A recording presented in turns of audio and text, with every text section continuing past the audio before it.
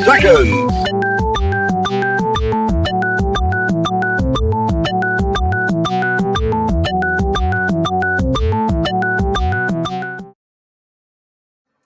Now comes the part where we throw our heads back and laugh. Ready? Ready!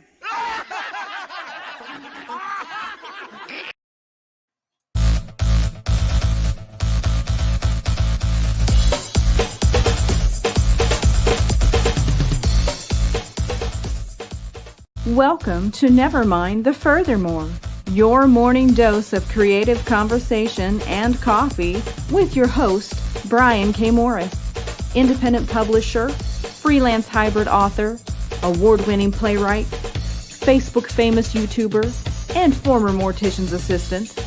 Get ready to start your day off right. And good morning, everyone. How the heck are you doing today? Welcome to the Monday, October 4th, 2021 edition of Nevermind the Furthermore. We've got a special guest, Grant Lankard, coming up later on. And hope you had a great weekend. I want to thank Ken Murphy and the family and everybody, and Amanda and everybody at Cape Con this last weekend. These late night driving sessions are getting to me. But we had a great time. Enjoyed seeing all of our friends. Had a great writing panel yesterday, and I think we did some good. We might have another Rick Bradley in the offing. Who knows? But anyway, thank you all for being here. Sorry if you didn't get notification. I learned something about StreamYard. I set up this broadcast in the Central Time Zone, and when I got back here, it adjusted it for Eastern. So fortunately, many of you are trained already and know that I plan to be here at 10 Eastern, not 11. But anyway, we're going to proceed with the show, and we're going to wait for everyone else to catch up with us. And so, everyone, good morning to you. And as always, the attitude of gratitude must start the week. And of course, we're grateful to Jeffrey Hayes and Plasma Fire Graphics. Plasma Fire Graphics, when the look of your book matters to you.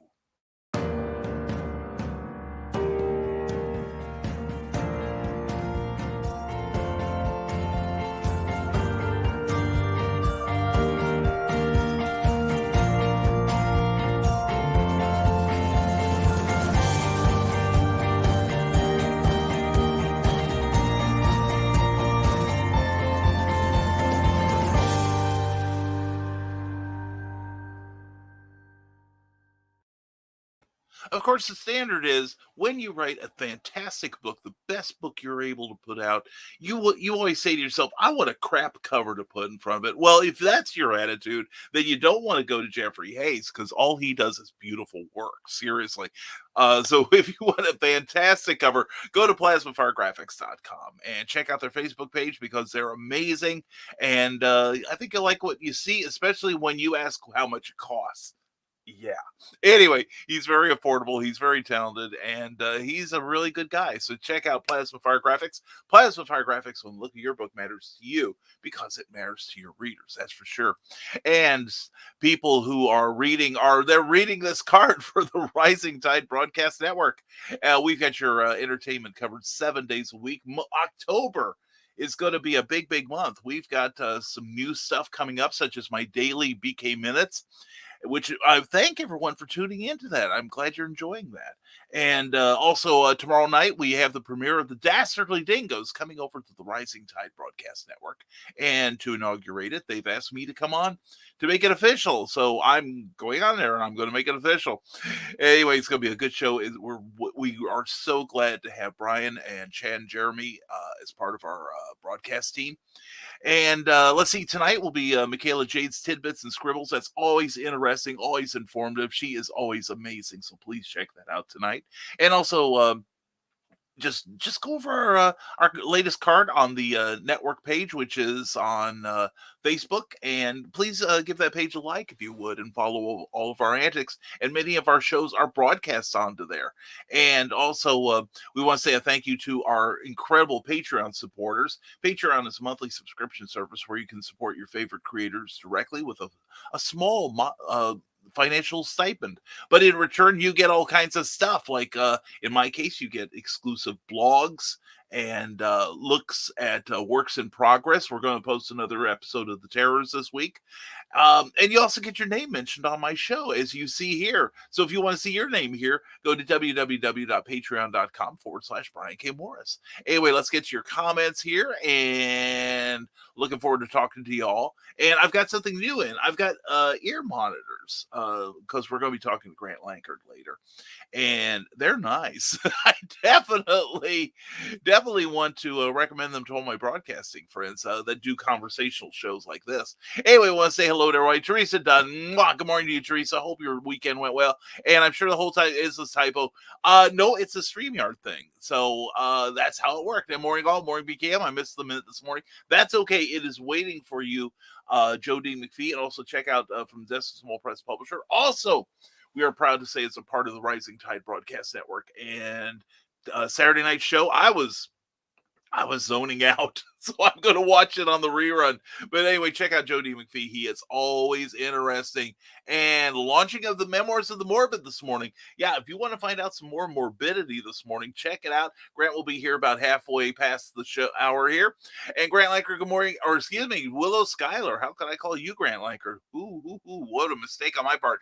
Anyway, Willow Schuyler, good morning, my friends. Good morning to you. Mwah. How you doing this morning? Thank you for all you do for the community, Willow. We do not thank you enough. And I took a screenshot of it so we can mock him later. Skunk, I am quasi immune to mockery because you got to be able to take it if you're going to dish it out. And Damian Waldron, good morning all. Good morning to you, my friend. Hope you are doing well, my friend. Check out risingtide.pub if you want to see Damian Waldron's web design skills. He is insanely talented, and he's made it a wonderful page. I go there and sunbathe all the time, and everyone's saying hello to each other and hello. And Skunk Rocker says, as for what's yanking my tail today, tail, Brian, not chain. I was hoping to have a nice simple day today, be able to go home at a decent hour, and 3 people called off this morning. 2 we knew about. It was the third one that was the wrench in the whole damn work, so my day is ruined. I haven't even started on my route yet because I'm doing somebody else's. So yeah, I'm not in the best of mood. Maybe you two can help cheer me up. Well, we will do what we can, Skunk. We recognize the monumental task in front of us, but we'll just suck down enough covfefe to make it happen, sir. But anyway, sir, the day has got to end. So take comfort from that. And it doesn't matter to Jody McPhee because he's in the central time zone. Yeah, it's like I did set it up for 10 o'clock. I did it before I left the hotel room yesterday morning. And then I come back this morning and find that it had adjusted. It's the only thing, because I know I typed 10 o'clock. Okay. I am real good about that. But I think because my computer had adjusted to Central Time. So anyway, so don't ever move. Don't ever broadcast where you're going to be at. And anyway, morning all. Good morning, Eric Hawkins. Eric, who is the star of the Zombieful World of Oz, as well as the co-host. Yes, the co-host of Comic Book Spectrum every Thursday at 7 p.m. Eastern, 6 p.m. Central. Please come and watch our show because we have falderall and shenanigans abounding. You'll definitely want to watch it. It's a fun show if you like comic books. And even if you don't like comic books, it's still a fun show. You just don't have to like it. And you better be fun, Grant. The onus is on you to cheer up the Skunk Rocker. And there you are. There I is, Carl. Hey, Carl, I'm starting to use ear monitors. I pick them up at the advice of Joe Dog McKeel of Stupid O'Clock every Thursday at 9 Eastern and 11 Central. And, and I've got to get used to, the usual thing, like either if I wear headphones or earbuds, that the internal sound is a little bit off-putting. But once you get used to that, it's working pretty well. The sound quality is fantastic. And the nice thing is I can take the cord from the computer and let it run down and behind me. So you really, unless I turn my head, which I rarely do, or I tell you I've got them, you can't tell I've got them, and it looks slicker. And like I said, the sound's real good too. So, and I got earbuds, a set of really high quality, well-rated earbuds, and an extension cord just in case for under $20. So that was a good purchase. And good morning, Nevermorians. Oh, life is good. Hope is all is well with you guys, and prayers for Luke and Brian. Yeah, definitely. Thank you, Pops fans, and check out what this man does on Comics Talk, because he is freakishly amazing. He really is, and he does a lot for the comics community. But anyway, we want to say lift up some people in prayer this morning. Of course, ongoing for Luke Stone, who is still on that respirator because of the, let's stop kidding about it now, the coronavirus. And also to Brian Hawkins, who is a good friend of ours, and Eric's brother, who has just gone on the respirator. So please send your prayers and your positive energy to those two young men. Anyone who thinks that, the universe is energy in one way or another, Einstein proved that. And if you send out the good stuff comes back. Send out your good stuff to those two, and I think the cosmos will reward you. But either way, it's the right thing to do. And they are two creative, wonderful individuals with families who would miss them, and I would miss them too. So please send your love and your positive energy to them. Okay, thank you for the reminder, Pops. That is always useful. Ace Bonnie, good morning to you, my friend. Hope you're doing well. And Dan Hollifield, good morning. Greetings, programs. Oh, and thank you for visiting us here in the Matrix. And morning, everyone. And everyone saying hello. And Glimmy Fleming, my Jack Kirby DVD and book are going live on Indiegogo tomorrow at 8 a.m. Eastern. And there is the sign up for people who want to, well, sign up. Yeah. Check that out. Glenn is working hard on that. I am working on the edit. And I'm going. What's holding me up, Glenn, is the transcript, yours, of your interview. You don't have to do it literally, but anyway, we've got a lot of notes. You've got a lot of corrections, and it's going to be a great book. I'm seriously loving it. Angie Dudas has joined us. Well, good morning, sir, and everyone. How are you, Angie? Hope you're doing well. And that time means the time change messes Michaela up sometimes too. Okay, I wasn't even aware of that. So. Oh, we know better now. And Michaela J, there she is. Mwah. Hey, they're just checking in. No earbuds today, so I can't listen and work too much. Just while I'm in the truck. I thought you were done with the day gig. But anyway, it's good to have you here, Michaela. Mwah. And we will plan for a month from now, the end of the month. We will plan. And we need to construct some sort of anti-tail yanking device, Skunk Rocker. What are your feelings on random electrocution?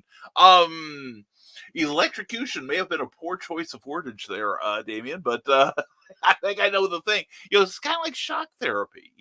He's unhappy. Bah, you're unhappy again. Cheer up.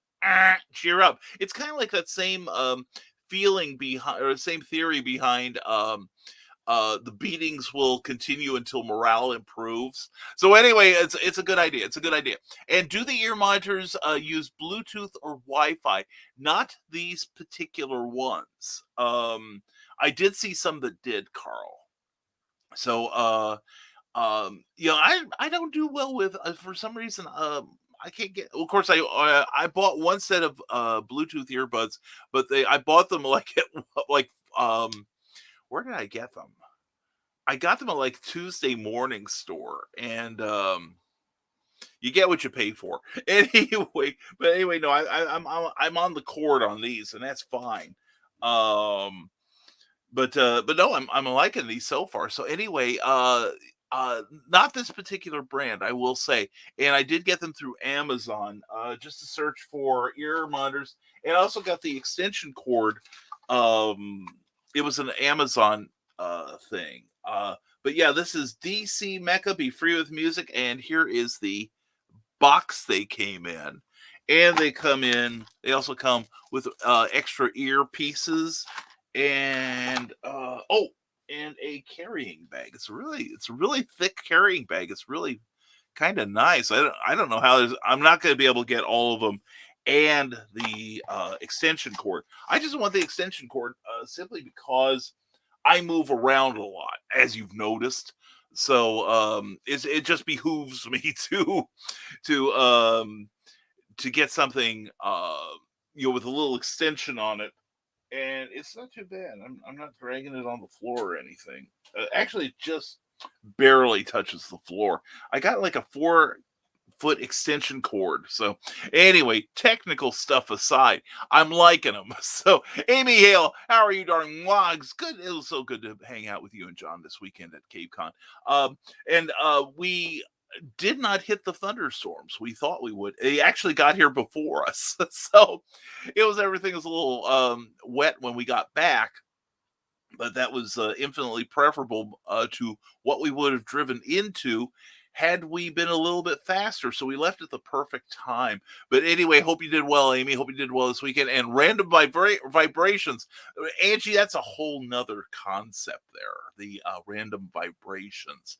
And we also don't want Skunk to kind of like him too much, if you know what I say. But we're going a little, we're moving on. Anyway, I prefer wired. Bluetooth takes up another precious USB slot, which I have filled. Yeah, I've excuse me. Yeah, I've got all my USBs here filled. What have I got here? One, I've got my light. I've got a brand. You won't notice it really until I do this. But I bought a brand new light here. I like the tone of it. And let's see, is this the one? Yeah, I think it's the one. I can also change the lighting somewhat, the mood lighting. And then there's this, and this isn't half bad. But anyway, I look a little blue otherwise. But anyway, and I can adjust the intensity of it.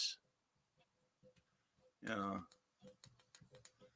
There we go. All right. So anyway, behind the scenes. Yeah, so I've got that. I've got the connection to my mouse here. And I've got my microphone. So I'm filled up on these. And then this is just the regular audio port. So yeah, I'm like you. I've this I miss the old I miss the old computers that had like about 8 different slots. Of course those were the desk models, but I had some that had like 8 different slots in there, and I was well on my way to filling those too. But that was back in the days when you had to hook up your printer to them too and everything. So a lot of the peripherals I don't have to worry about that anymore. So anyway, yeah, Carla, you may want to consider them. And like I said, once you get used to them, I noticed that when I was on the air with the regular earbuds that I had, that I was constantly like pushing them back in my ear. Whereas these, I think I've only done it twice simply out of habit. But once they're in, they feel fairly nice. They feel fairly natural. I think it's because my jaw moves and they push the other ones out of my ear. But these are staying in, and so highly recommend. We can talk about it, Carl. I'm really liking it so far. And let's see. Oh, we got so many cool people we got to get to before we get Grant Lankard out here. And good morning to Ted Davies Artistry. Ted, always a pleasure to see you. Follow this young man. Check him out on teddaviesartistry.com. Also his YouTube channel. Because he's had some really big announcements. And we were talking at the writing panel yesterday about books that were independent, such as Chicken Soup of the Soul, 50 Shades of Grey, things like that started out self-published and then were picked up by larger publishers. And Ted has gotten some cool things. He's got some cool things happening to him in his life right now that I'm really excited for him and Christine. And pretty soon Ted's going to be too good to talk to me. And he's like, why wait? Anyway, I can't wait for the end of the month. HallowCon is going to be so much fun. I agree, Michaela. I am so jazzed. And I've only got 2 more shows for the rest of the year. HallowCon is the 29th through the 31st in Dalton, Georgia. Really looking forward to that. Go to hallowcon.com for more information. And where I will be the guest of honor, I'm flattered to say. And then not this weekend, but 2 Saturdays from now will be DeadCon in Fort Wayne, Indiana. So that'll be a lot of fun. Great cast list. Go to I think it's Dead Conventions or something like that. But anyway, do a search for DeadCon on Facebook or on Google, and you'll learn more about it. But there's some great people there like Danny Trejo, Susan Backline, who was the naked lady at the start of the movie Jaws, and and I'm sure that somebody will be there to slap you if you ask if she still looks like that. But anyway, also, I'll be there, Philo Barnhart, many cool creators, and we look forward to seeing you there. It'll be a lot of fun. And thank you for sharing this show, Ryan Permis. And don't forget, folks, we have a YouTube challenge where if we can get 1,100 subscribers by the end of Halloween night, by the time I'm driving back from Dalton, Georgia, if I've got 1,100 subscribers by the time I get home, we will do a special 12-hour Nevermind the Furthermore the following Friday. So there's your incentive, all right? And from the desk of the Small Press Publisher, being that Skunk is a wrestling fan, I just think he needs to call 1-800-FELLA on those who yank his tail. I think Skunk would cheer up if accountability was enforced. There we go. Enforced accountability. I like that. I'm going to have to write that number down. I've got a few people in the community I'd like to see that happen to. And Ryan Permis, good morning, Nevermornings. How are you? Subscribe to the Nerd Culture channel for great nerdy content. And Jake Estrada on TED Talks at 10 a.m. tomorrow, pre-recorded, not live, but it will be fun. Jake Estrada is fun. He is a great guy. Look, I'm going to definitely be, I watch Ted's show anyway. I do enjoy it. So you'll enjoy it too. You'll like what Jake Estrada does. He's got a lot of stuff going on. And in case you missed it, says Ryan Permission, check out the latest episode of And I Quote with Brian Rodman, who is amazing and is also part of the Dastardly Dingoes premiering tomorrow night at 8 p.m. Eastern. And I hope that you all had fun conventions and sold tons of books. I did pretty well. I did really well last weekend. I'm glad to say. Plus, I got to see, it's always a treat to hang out with Amy and Kathy Jackson and their spouses. And Morgan Comnick was there. I love her to death. And Sean Delaney was there. He's always fun. And Jason Nugent, great USA Today best-selling author, made some new friends, looking forward to hanging out with them, and Doug Aller. It was just a great weekend. It really was. It's always great when the Kahn family gets together. And Ryan Permisson asks you to join him Saturday at noon Eastern for And I Quote as we talk with horror thriller writer Carl Witzman. I know him. He's amazing. And also we'll be taking your questions, so don't miss that. And so excited, Michaela. We all are. And the Truth Mongers this Wednesday at 7 p.m. Ted and Glenn B. Fleming discuss the Black Knight satellite. Who put it up there and what is it doing up there? That I love. Now we're getting into the conspiracy stuff that I dig. So that's cool. And Fan Walls. This is Skunk Rocker. Oh, and Damian Waldron will be at HoloCon too, bringing Realmer X and random toys goodness. Ooh, cool. The gang will be assembled. The Rising Tidesters will be taken over. And speaking of taking over the 8 o'clock Tuesday slot, formerly held by the Clever Title Pending show until they can get here. Good morning, my fellow Brian and Nevermornings, from Brian Rodman. It's been a crazy weekend at the Rodmans. We are $600 away from hitting our initial funding goal for Memoirs of an Angel, which is about a ragtag group of infinite and finite beings who race through time and space to rescue a bitter witch hunter from the clutches of the Dark Kingdom. It's hard. It's head to that address there and join the adventure today. Remember, it's like Lord of the Rings meets The Exorcist, but it's better than those. You'll think those are dog vomit after you are done reading Memoirs of an Angel. You will be spoiled. And yay, more HoloCon attendees make me happy. Yeah, we're the rising tide is invading HoloCon this year, and I could not be more overjoyed by it. I'm looking forward to it, Skunk. I'm a hugger, Skunk. I'm a hugger. Look out for me. And Ryan Permissa says, and if you want to be guests on that, I quote, which are live Saturdays, usually at noon Eastern, but they can be pre-recorded if need be. Check out that calendly.com and sign yourself up. They have friendly conversation and you can promote your projects. And I agree with that. And nope, couple more weeks of work. I'm sorry, Michaela. Well, you're a short timer now. And remember, practice the magic phrase, what are you going to do? Fire me? Anyway, and so quick question. Yes, yes, Eric. On a show like this, what is the need for the monitors? What are you listening to? Well, we're going to be interviewing Grant Lankard in a few minutes, and so I need to hear what he's saying. So anyway, and on Thursday nights, I'm on this wonderful show. You may want to watch it sometime, Eric. It's called Comic Book Spectrum, and I have to listen to hear what you guys are saying. That's nasty about me. And were you threatened? No, it's behavior modification, skunk. It's okay. The next thing is we ring a bell, you'll salivate. Anyway, and back of the cereal box, watching in lurker mode, John B. Pica, johnpica.com. Check out everything this guy does. Check out his amazing back of the cereal box network. And I meant shocking others, not you, skunk. Skunk is frequently shocking. So anyway, it's just be a normal day for him. Anyway, guys, I got to tell you, Ryan Permisson puts on a great show. I'll vouch for that. I have seen the guest on And I Quote this past Friday, and it was splendid. If you haven't seen it, you absolutely need to. I'm going to go back and I'm a little behind and I'm about 2 weeks behind in watching that show. I love it. And it's so he can watch more interesting people when he has me on the show. That's enough out of you, Grant. You be cheerful, damn it. And get rid of this imposter syndrome. Remember, I can boot you out of here just as easily as I let you on. And anyone who even attempts to electrocute me is going to get it. Let me just hook you up to this power pole here, and we'll see who gets who. Hey, good morning, Rick Bradley. How are you, my friend? Good to see you as always. And hope all went well this weekend. And tomorrow, the Dastardly Dingoes return. And this time on the Rising Tide Broadcast Network. Our first guest will be the BKM himself, not to be confused with the Eric Hawkins, as we discuss creativity and worldview. It's going to be fun. And Philip Thompson, how are you? I have been well, sir. Hope you are the same. And Scott Crocker, all right, making a delivery to the big hospital, so don't end the show early. I'll be right back, I swear. I know you swear. I've heard you. Every damn day.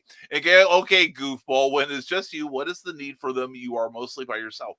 I am getting used to them right now. There is this period of adjustment, especially since I guess it'd be like bone conduction, where you hear your own voice a little more prominently than when you're just speaking and all the stuff is going out your ears. I guess I don't know the science of this. But anyway, I'm getting used to it so that I can be at my top form in 3 minutes when we bring Grant Lankard on. And BKM and all you creatives, thanks for all your reviews, support, and interactions. You all are awesome. Rising Tide rules. Damn right we do. We are taking over, dude. The Rising Tide is a movement, and people who are in it are yielding the glorious results, I'm glad to say.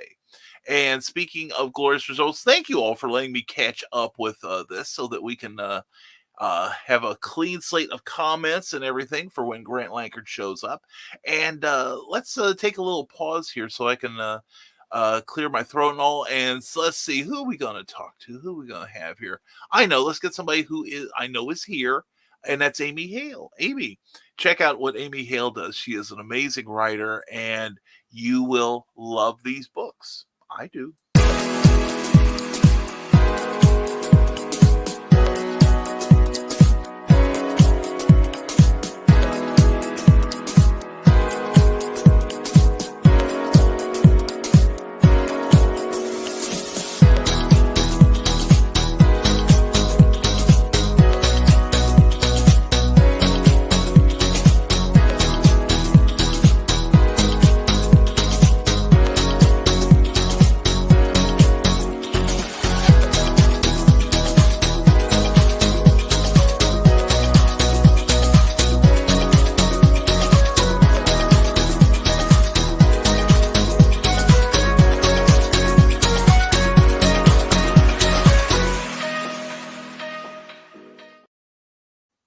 All right, please check out the work of Amy Hale. She is an amazing, amazing author, and she's a wonderful lady. And I love her.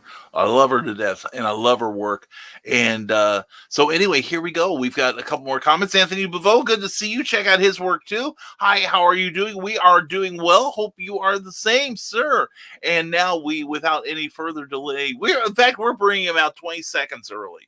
That's the way the show runs. Or yeah, I know, right, Grant?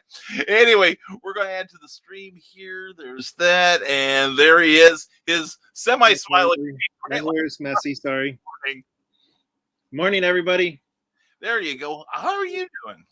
I'm doing great. I didn't sleep very well last night because I'm excited about Memoirs of the Morbid coming out today. Yay, yay, yay. Yeah, and I also, my usual good planning, I may be able to fix this if we take a break, but I loaded your great video into my other computer. So, oh Oh, God. really?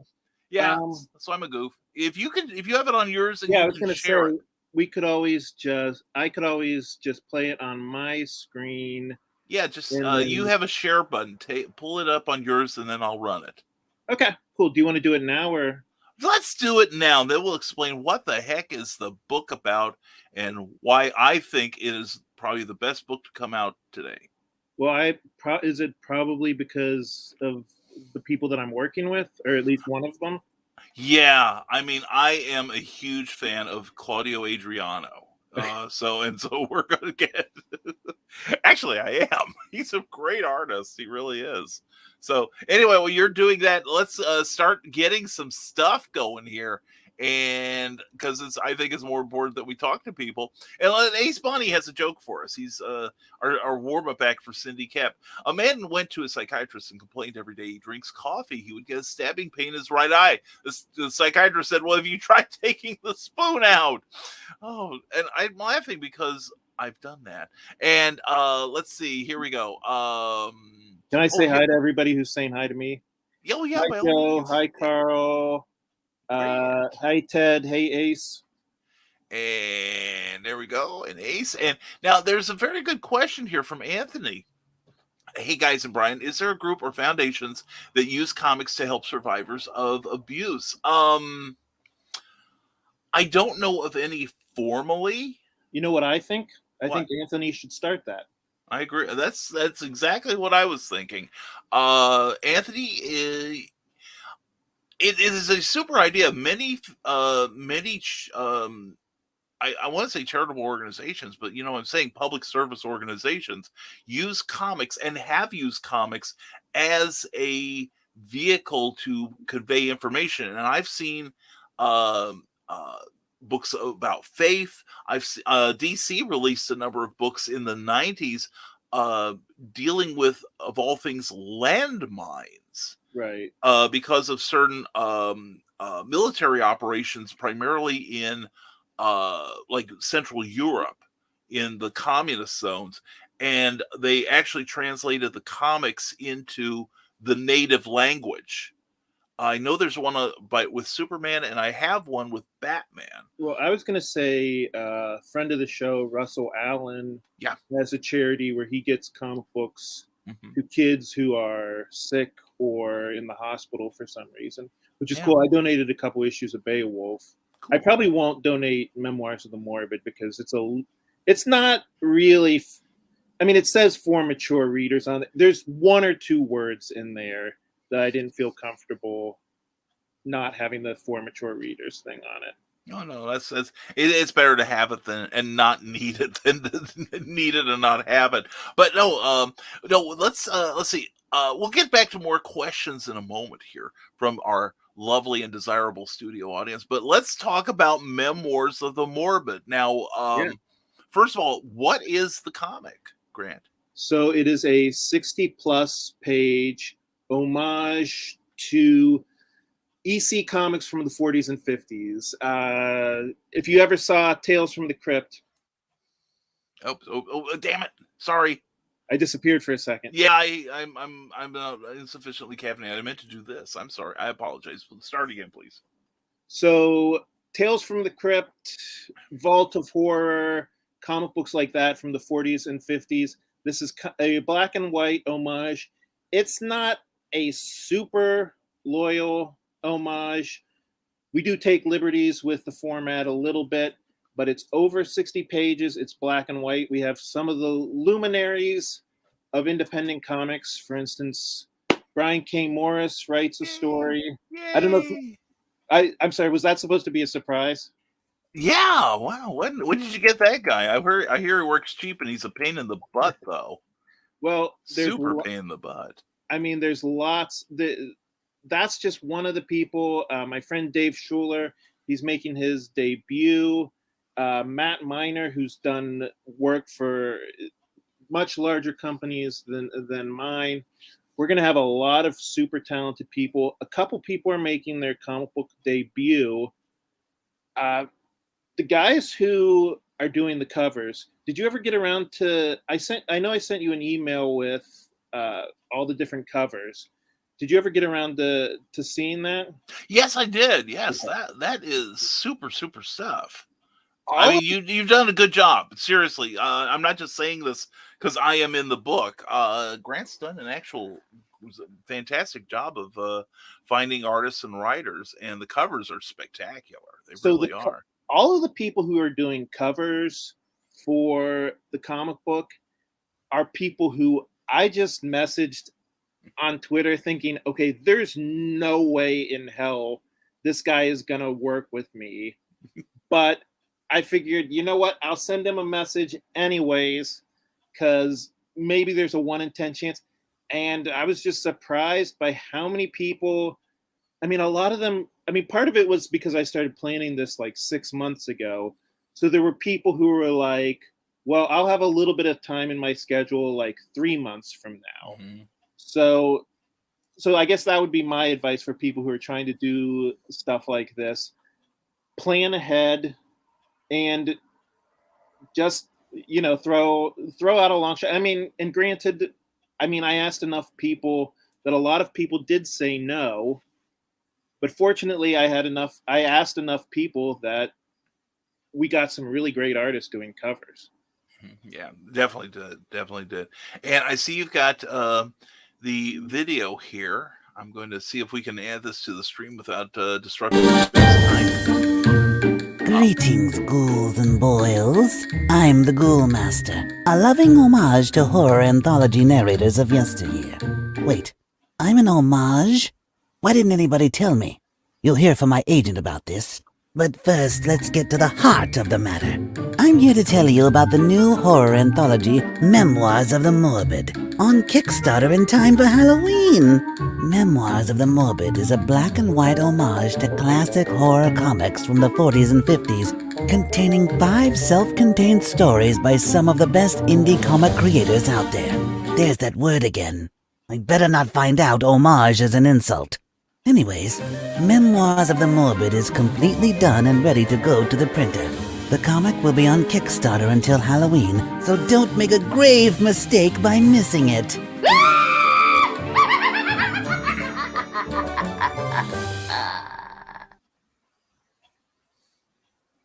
All right. There's a little bit of lag in the video, but I mean, It's you all guys right. get the idea. Yeah, let's remove that so we can get back here, get into 2-shot there. Very good, very good. Yeah, and I just learned, while you were talking, you have a YouTube channel. I do.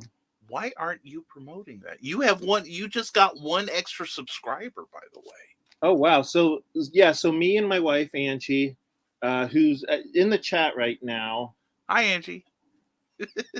Me and my wife and I, we do a YouTube show where we review current and sometimes older books, and we take turns picking who gets to read what book. So I'm gonna play around with that in the future. Like, for instance, purposely picking books that I'm not quite sure if Angie's gonna like or not.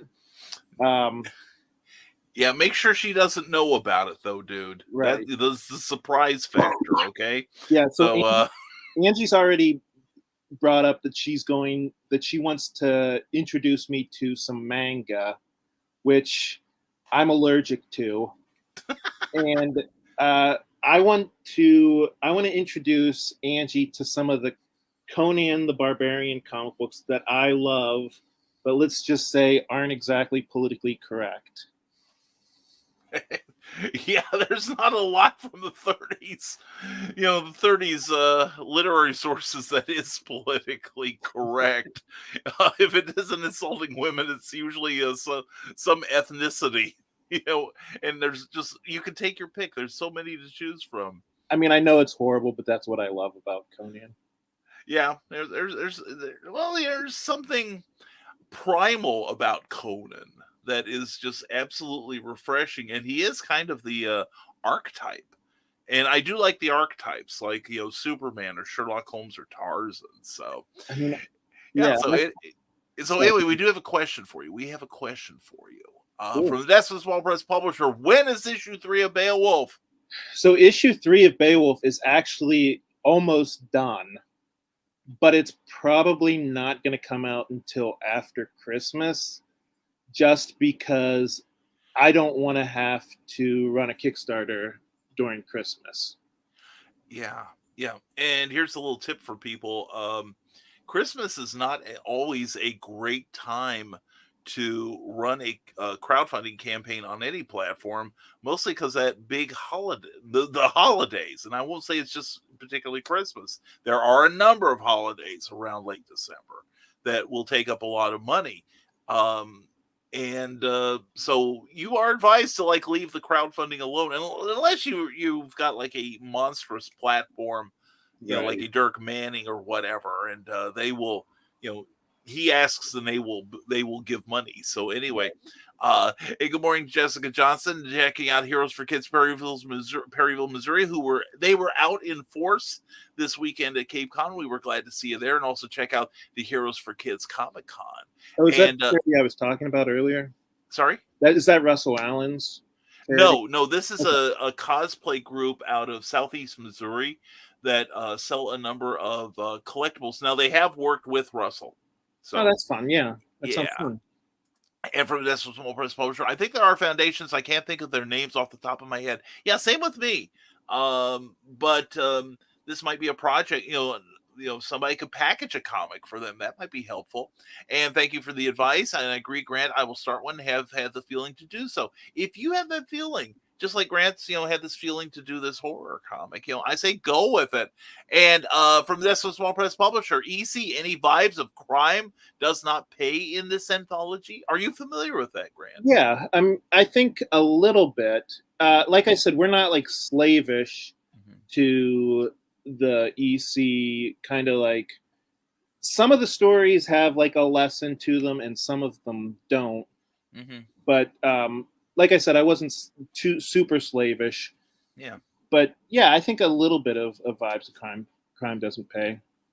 Oh yeah. It's at least from what I've seen, it's not like any that level of violence is more implied than anything, and really in a lot of the crime does not pay stories that I've read, which granted are not huge. I haven't read a whole thing, but except for the Jack Cole story with the ice pick near the eye. That's a lot of that stuff is just kind of off panel fade to black stuff.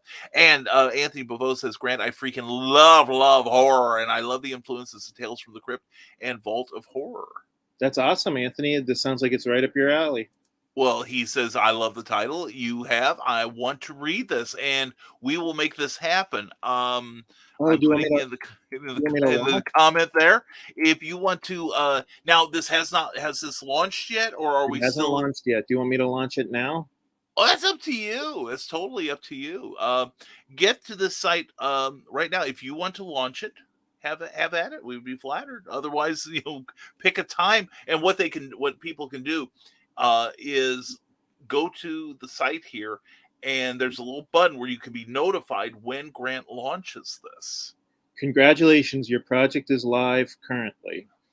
There you go, folks. No excuse. Now go over to the site and get it. I have copies, and if you or I have a story in there, and if you bring your copy to me at a show, I will cheerfully for once, sign your book. Actually, I sign all of them cheerfully. And Ghouls and Boils, outstanding, says Glenn B. Fleming. He's a big Boils fan. And from this Small Press Publisher, thank you. And I will look to see about them and talk to them. Anthony, yeah, that's a good idea. And I'm surprised, says Angie, do this. Okay. Yeah, just keep looking surprised when it comes up. And I love Conan the Barbarian.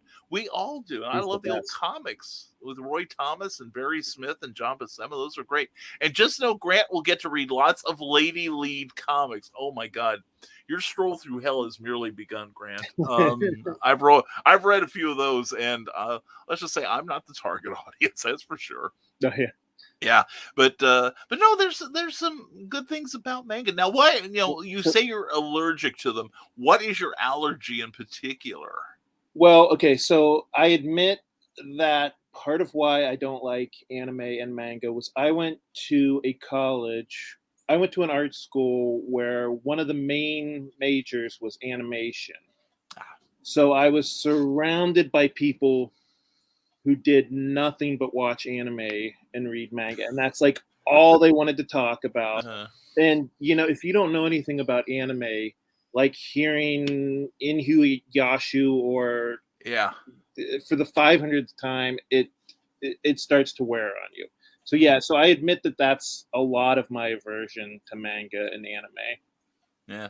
Well, I will say particularly in manga's defense, I'm more into manga than I am anime because I can consume that at my own speed. There is some really funky stuff out there. Like if you're a superhero fan, if you're a superhero fan on the verge of being sick of superheroes, One Punch Man is Right. great. So that's one of the ones that I've been told I need to check out.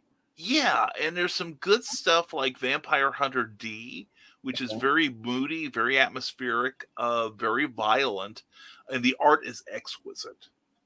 Okay. And if you're looking for just weird shit, as we like to call it, Right. yes, I said that word. I know. Well, she's not here. Oh, Yeah. the 3-second delay is gone. Yeah, I know. You Yeah, gave her well, the she day doesn't off. have one anyway. Okay.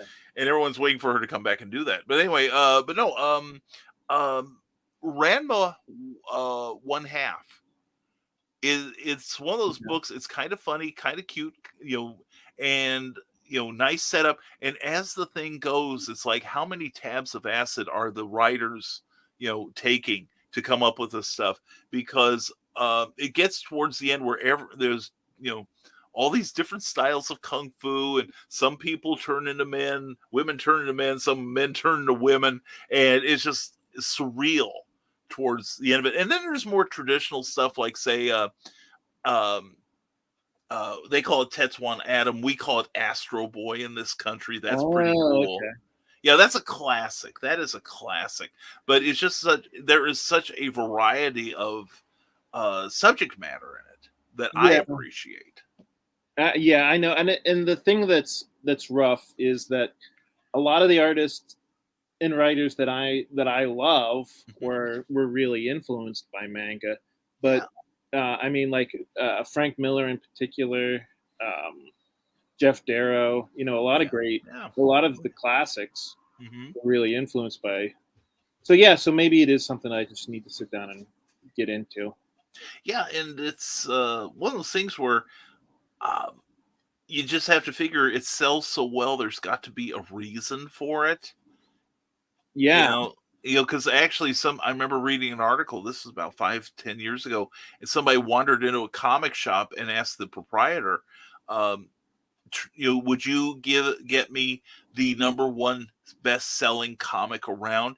And he handed him a copy of Naruto, which I've read the first 12 episodes. It's fantastic, and it's got a real kind of epic feel, and one of those the growth and advancement of the hero sort of story.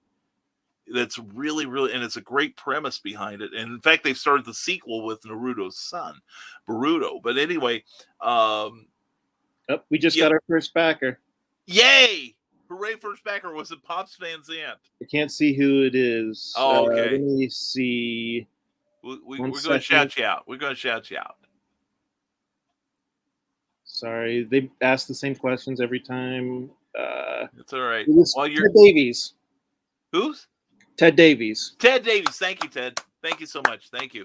I will get on this later today, I promise. But I'm running a show. But anyway, check out this link right here. And if you're on Facebook, check it out here. It's you probably do Memoirs of the Morbid and probably get to it. So please check that book out. It's got a lot of great art, a lot of great people. And speaking of great people, there is our own Keisha Acuff. Hello, beautiful people. Mwah. Hello, beautiful Keisha. How you doing? And from That's So Small Press Publisher, time to be quiet and give up my front seat to horror fans. That's right. You are not a horror fan. Eric Hawkins has not worked his wiles on you yet. So I'm curious if he's not a fan because it affects him too much, or because it doesn't affect him at all. That's an excellent question. That's a question. Jody McPhee, if you could answer that, for the interrogation of you has begun. And I don't know the name of the person who is from the That's So Small Press Publisher, so I address them as such. That's fine. Hey, you also works too. But no, it's Joe D. McPhee. Check out his show every Saturday night at 10 p.m. Eastern on his network from the Desmond Small Press Publisher. He's part of the Rising Tide Broadcast Network, and he's amazing. And he's also a frequent guest on Comic Book Spectrum. Freaking love Vampire Hunter D. It's one of my favorites. It is good. It is a really fun, I shouldn't say fun. It's fun in a creepy, icky sort of way. Oh, okay. So, and Anthony, that is Joe D. McPhee, yes. And High Fives Grant, most popular manga and anime from this Small Press Publisher, have too many stories focusing on 13 to 15-year-olds, which is not my cup of tea. Not, I said, popular. No, that's a valid point. If you can't relate to the protagonist, and I suppose most of mine are the only one I do is Ranma 1/2 in that regard, mostly because the stories are so good and the art is so really, really fun. But yeah, there's some good stuff out there. And also for those who are curious, there have been anime versions of Spider-Man, the X-Men, and the Justice League. And Batman. There's a beautiful Batman one from the 60s. I was going to say there's an anime Batman and Batman Black and White. Yeah. Mm-hmm. And I think they're doing one, DC's doing one that has kind of a, from various global creators that I think sounds pretty exciting. So, and what I like is modern manga and anime, what most diehards would call corny. I like things like Black Lagoon and Dead Man Wonderland. I like that. I like that last title, Dead Man Wonderland. There's a lot of anime out there that I've never heard of, or I'm sorry, manga. Manga, yeah. Well, the thing is, the two overlap so much that I find that most of the time, if you see like Ranma 1/2 and Astro Boy and One Punch Man all have both versions. So, right. Now, if you had a chance to write some, granted you are not largely familiar with the form, but would you want to take that on as a challenge sometime? I mean, that might be interesting. I would need to do a lot of research before I would do it. Or maybe it would be interesting if somebody who didn't research it just did one. I don't know. Yeah. Well, the thing is, because of the this is where the technical aspect comes in, whereas comic book is let's take this lovely comic book, the 8th issue of which is also funding right now. But you've got this size, and then you shrink down to a size that's maybe about a quarter of this. Right. But you've got a much larger page count.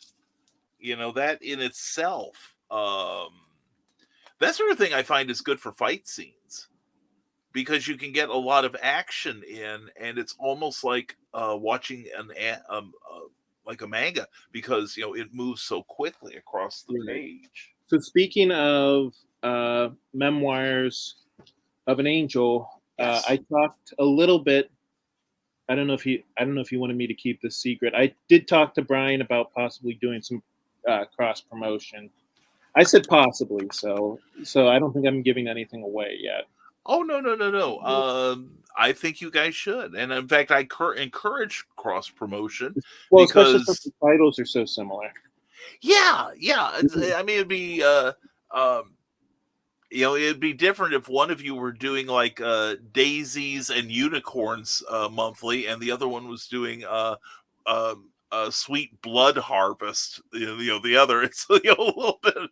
I don't think you'd be reaching the same crossover audience, but at least a minute one. But no, you guys, you both have similar sensibilities. I think you both should seriously consider cross promotion. And I don't know And I don't know that it's too late right now to start. Even though Oh, you're yeah, for both sure. starting your campaigns. I've talked a little bit with Brian about working together, and it's so far it just hasn't worked out with like our schedules, but I'm sure Yeah. eventually we will. Well, and you understand scheduling, fortunately. So Yeah, I mean, and especially since Brian's super busy. He's not only doing he's not only doing Memoirs of an Angel. He does, what is it, the the nebulizer, yes, nebulizer yes. too. So I Good mean, book. yeah, so he's super busy as well. Yeah, in fact, he's starting to farm out a little bit of work, I know. But anyway, and Nice. from this little small press publisher says, to answer your question, Grant, what I call horror is what most call thrillers. For example, I love the Saw series, but that is not what most call horror. Also, what I like has a point or a focus to it. Okay. Yeah. So what it sounds like to me is, it's not that I don't like horror. I'm a difficult audience for horror Okay. because it's hard to get something that really scares me. The movie that won the Oscar, not this last year, but I think it was 2 years ago. What was it? The Japanese movie I know what you mean. I know the one you mean. I can't think of the title either. that scared me. Yeah. But generally, the horror that I like tends to be more psychological, or I like the exact opposite of that. I like Twilight Zone, what I call Twilight Zone horror, where it's just like not necessarily bloody, but something weird is going on, and the mystery unravels as the movie or the book goes along. Yeah. But yeah, as far as just like a guy with a knife stabbing people style horror, I don't care for that. Yeah. Yeah, I'm the same way. I grew up on Twilight Zone and The Outer Limits. Angie has it. Parasite.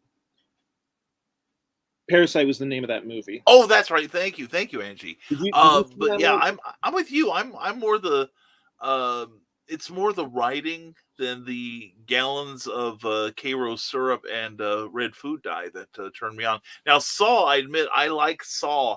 Um, because some of it is the situations are so horrific, and the idea that each sequel ties in so firmly to the Right. previous one. It gives it kind of an epic feel. I think the only one I've not seen is the very last one, but that's Right. mostly a matter of time. But yeah, it's like Friday the 13th. I'm not a huge fan of those of that style. I think the only one I like is Freddy Krueger, Okay. because he is such an interesting character, and I like the idea of that in dreams you're totally vulnerable.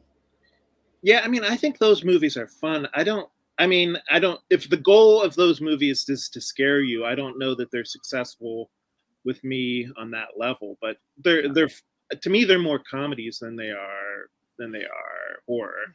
Yeah, and I think the humor, there is humor. That's a good point. That Alfred Hitchcock, talked a lot about using humor to diffuse horrific situations. Whereas a lot of horror movies are like, here's the start of the film, and then the scary factor is ramping up, ramping up, ramping up. But Hitchcock knew to ramp it up, bring it back down, ramp you back up again, bring it back down.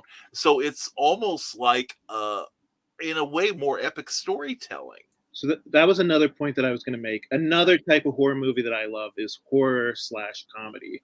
I am Yes. a huge Evil Dead fan. I'm Uh-huh. a huge Reanimator fan. Those are great films. Those are serious great films. And I view both of those as more comedies than horror movies. Yeah. Well, and one movie, I'm a big fan of the old Universal horror film. That's what I grew up on. Those and the Hammer films with Christopher Lee and Peter Cushing. But I can still remember being terrified of the Invisible Man. I saw one scene with those empty pants running down the circle lane, and I totally freaked out. I mean, Yeah. I ran in my bedroom. I'm thinking, I'm never coming out again. But Do- but Now, you watch. I'm sorry. if you watch those movies now, do you think you would find them scary? I don't find them scary per se as an adult, as the same way I would when I was like 7 years old. But I appreciate the mood and the craft of the writing and the Right. performances. I mean, Boris Karloff, I think, is one of the most underrated actors ever. Yeah. And also Lon Chaney, his portrayal of the Wolfman is it's kind of like the Hulk. It sets up the stage for 30 years later, the Incredible Hulk. This being with a curse that could harm others, and he Right. cannot control it. Yes. It's the same sort of story there. But the thing is, I was going to say that you talk about comedy. Abbott and Costello Meet Frankenstein gets a lot of bad rap from some horror fans because it is funny. But Right. and when I watched it when I was younger, I was probably about 12 when I first saw it. I didn't really appreciate it as much as I did this, either a standalone Abbott and Costello comedy or a standard Universal horror film. But then I watched it a few years ago, and I'm like, the comedy does not demean the monsters. Right. They're untouched by this, and the fact that the monsters are there, and Abbott and Costello are playing for real life or death stakes in this. Right. And I love that dichotomy, and it is so well put together that it's actually become one of my favorite films of that type. Huh, So interesting.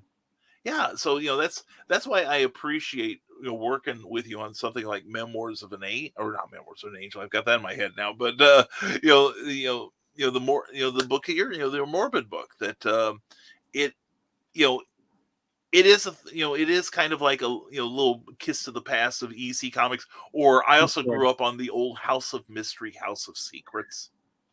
Yeah, and we should say the story you wrote in particular is very retro. Deliberately so, yeah. Right. Yeah. It takes place in the would you say 1940s or 1950s? It was meant to be 1950s. And I will say it is a revival of a 50s character from comics, Dr. Anthony King, Love Doctor. I'm sure he meant to say Love Doctor, but I'm like, Love Doctor, to make it sound sexier than it is. But and that actually, where the film froze earlier, that was from my story with the great Claudio Adriano. Yeah, if people in the audience want to check out the Kickstarter, there's a lot of art by Claudio. If you take a look at it, it definitely has a retro feel to it, which I think you were the one who recommended Claudio, and I think that was a really good suggestion because it fits your story perfectly. Yeah, he's got a beautiful Kirby-esque style that he's developed. We've worked together on Celebration Comics, and he's in the latest issue of the Haunting Tales of Bachelor's Grove. Oh, but really? but yeah, he's a super artist, and isn't he easy to deal with? He's very easy to deal with. Yeah. Yeah, certainly more than the writer of that story. Good Lord. Anyway, he's a jerk. Anyway, Fruit Baskets is a pretty funny manga to get into, says Rick Bradley. And Scott Cracker says, okay, I'm back. Let me fast forward and try to get caught up. Okay, we've been vamping till you get here. Oh, wait, are we talking about horror? Well, we are talking about horror. Anyway, and don't forget, not only is manga smaller, but it reads backwards. Yeah, there's an added challenge. Right. You don't want to be is that all of it or just some of it? I know some of it does. Well, the native stuff, of course, from Japan, they read, it's like Yiddish. You read from right to left. Right. But when manga was first really getting a big introduction into the comic shops in the 80s, they flipped it around so that you could read right to left, and then the manga purist said that's not how it's done. And so now most, I'd say probably 99.9% of manga, even the stuff produced in America, is right to left to consider. And once you get used to that, it's not hard to read manga. It's if you can already read comic books, which is like a language unto itself, that's it is kind of a skill to read comics that not everyone has. And yep, I'm just going to blend into the background now. Skunk says, this is from the desk of a small press publisher. Skunk Cracker says, because I got a lot of things to say about Nightmare on Elm Street 5: The Dream Child. And Fruit Basket, says Rick Bradley, tells the story of Toru Rahonda, an orphan girl who, after meeting Yuki Kyo and Shigure Soma, and everyone who does know how to pronounce those names is reeling in horror, learns that 12 members of the Soma family are possessed by the animals of the Chinese zodiac and are cursed to turn into their animal forms when they are weak, stressed, or when they are embraced by anyone of the opposite sex that is not possessed by a spirit of the zodiac. Shenanigans ensue. And I think that's interesting.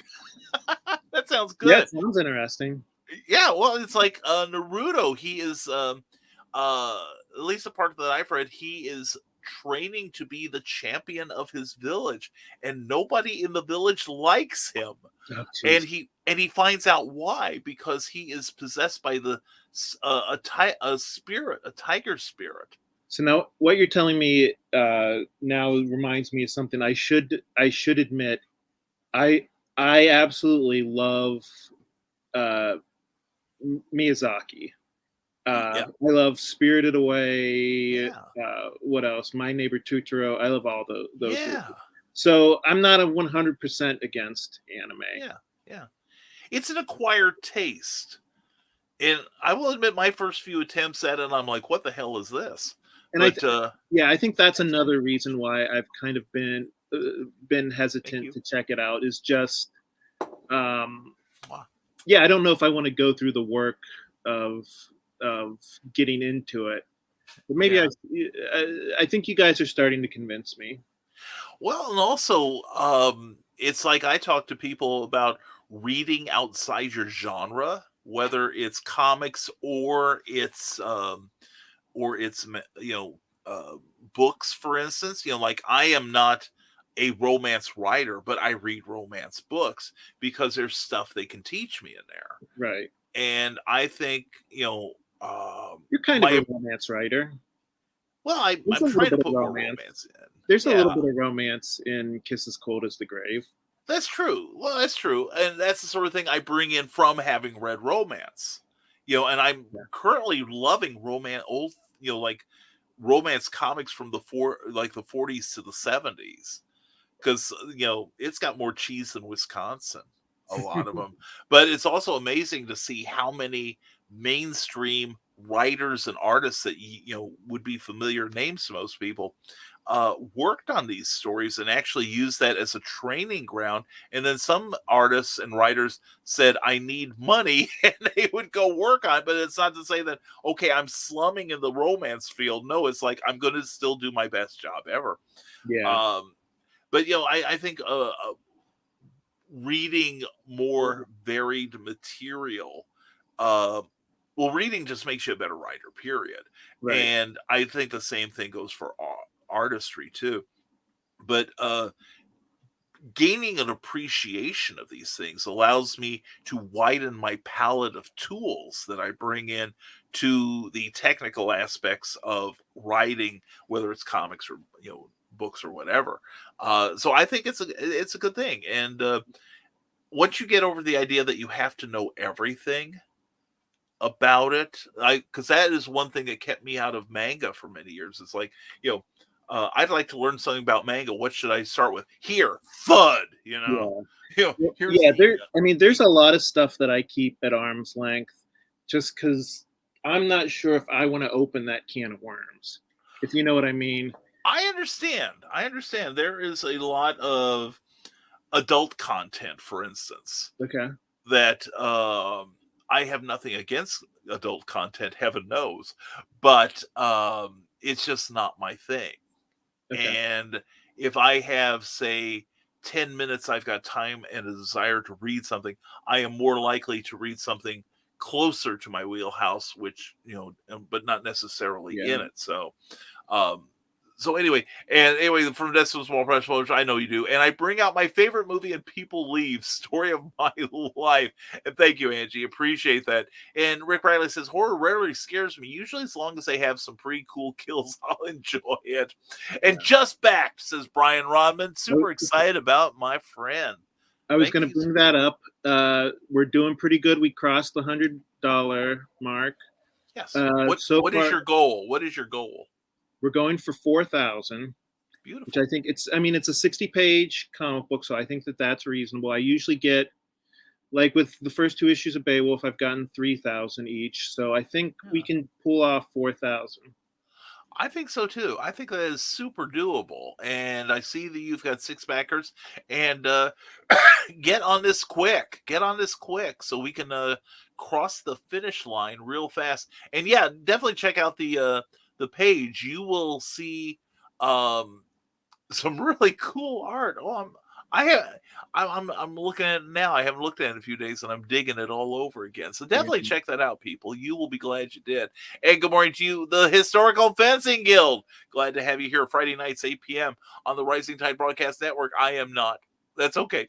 And Glenn B. Fleming says, this kind of film doesn't usually affect me, but The Sixth Sense bugged me for weeks. I tried to watch it again later, but couldn't. I understand that. If something like presses on the right nerve, who wants to go back and make it hurt all over again? So I get it. And gore versus suspense is a way to speak. There we go. There we go. Anthony Bavo says, Joe D. McPhee, it's a great pleasure to meet you, sir. I'm very sorry if I misspelled any part of your name. And from this small press publisher, Joe D. McPhee says, I do like the Hellraiser to a small degree, only because of the point of the puzzle box and the lore. I think it's one of the most visually arresting films. You know, Pinhead is a really scary looking dude. I do like the box, yeah. The only thing I know about Hellraiser is that the guy who played him lives in Pittsburgh. So it's like every convention he comes to. And it's funny, like people pay so much money to get his autograph. And I'm like, you do know, like, you just walking down the street, there's like a 5% chance you might see him. Yeah, you see him mowing his lawn every week. You know, you might get an autograph for free, but if you bring him a beer. But no, there's celebrity and there's celebrity. I have found. So it's like I know a number of people who get get fawned over, and they deserve it. They really do. But it's like somebody, I've got his phone number. I could pick him up and call him names, that sort of thing. So it's all relative. And good morning to you, Cindy Kemp. Glad to have you here. CKOEPP.com for great newsletter, great website, and great books and comics. Check her out. And Rick Bradley, that in Robert Englund plays Freddy Krueger up so well. He's the perfect amount of hamming it up. He's fantastic. He knows that balance between pushing the humor or the horror up to a certain level and stopping, keeping something in reserve, and going way over the top. He was at Steel City Con in August, and everybody who met him said that he was very, very nice. I've heard nothing but wonderful things about the man, that he is a really funny, he's the kind of guy you expect the guy playing Freddy Krueger to be. He's funny, he's intelligent, he's good to his fans. And Anthony Bavo says Parasite was great. I remember that back from the 80s. And good to meet you too. And Historical Fencing Guild says from the best of the slasher fiction genre is the original Halloween as a gentle, slow burn. He's probably right.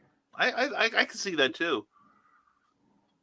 And it's funny, some of the early slasher films just don't age well.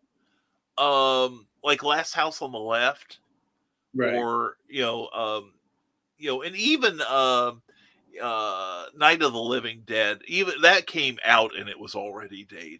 But there is a certain native charm to it, and if you recognize its importance in the zombie genre.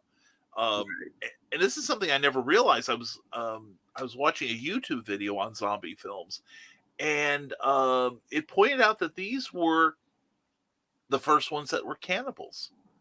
And really? It dawned on me. Yeah. Well, so speaking of Pittsburgh, that was filmed about 45 minutes from my house.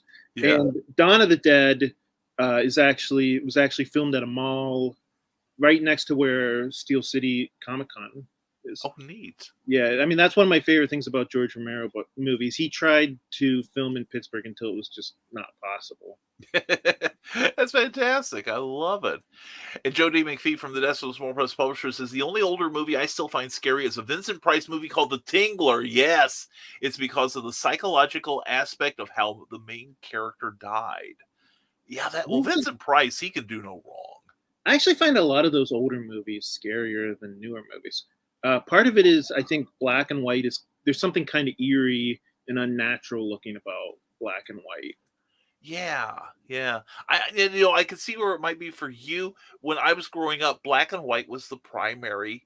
They still release black and white movies, not often, but they did, and they also, black and white TV. I never owned a black and white TV until I moved out on my own in the 80s. So, Okay. there was a time when not just, black and white TVs, but TVs were not common. Now it's like, you have a toothbrush, you have a VCR, you have a TV. Right. It all works out. And Cindy Camp is going to be at the Dubuque Comic and Toy Show, the return of QuadCon 5 Flags Event Center, October 13th. Oh, it's done. It's done. It was greatly amusing. Good venue, great crowd, cool event. I had my best sale day because of a single vintage comic that found a home. Most of my other sales were vintage comics too, and that works for her. I don't blame you. And her next appearance will be at the Halloween Comic and Toy Show, QuadCon Des Moines, on October 30th. Go see that. Go see Cindy Cap and get her stuff. I will be at HalloCon on October 30th. Now, Grant, do you have any personal appearances lined up soon? So this weekend, I'm going to be at Sci-Fi Valley, which is in Central PA. Altoona, PA specifically. So come out to tropical Altoona, Pennsylvania. And then later this month, I'm doing Three Rivers Con, which is my favorite comic convention. And the reason why it's my favorite is because everybody who goes there is a comic book fan. They're not going there to dress like their favorite anime character or... Sorry, I don't hate anime. I wasn't trying to bring it back to that, but everybody who comes to Three Rivers Con is there to look at and buy comic books, which is what I love about it. That's cool. And then in December, Angie and I are doing Steel City Con in Monroeville, PA, and we're gonna have our own booth. We're not gonna share with anybody. This is the first time we're gonna moving up. We're going to strike out on our own. And that's going to be mid-December. We're going to hope to have Memoirs of the Morbid out for that convention. Uh-huh. I don't know how realistic that is, but that's the hope anyways. That's cool. And Anthony Bouveau goes, my God, I love Evil Dead and Reanimator and Hammer Horror so very much. Oh, man, Brian, you just named my favorite Abbott and Costello. I love it now, too. It just took me a while to come around. And Amazon Reviews Made Less Impossible helps you write a review. Check it out on Smashwords. Thank you, Cindy. And the Historical Fantasy Guild says the atmosphere of the original Bela Lugosi Dracula is so lampooned, yet the atmosphere is still earth-shattering. Yeah. Well, that's what a lot of the old, films like, Universal and Hammer had, was like, not just great acting, but a lot of atmosphere, a lot of great direction on those things. So really helps sell those things. And here's for Dracula fans, you probably already knew this, but the Dracula sets, the Bela Lugosi films, they hadn't struck them yet when the movie wrapped up. And there was a Spanish filmmaker who said, I would like to use those. I'm making a Dracula also. Oh, wow.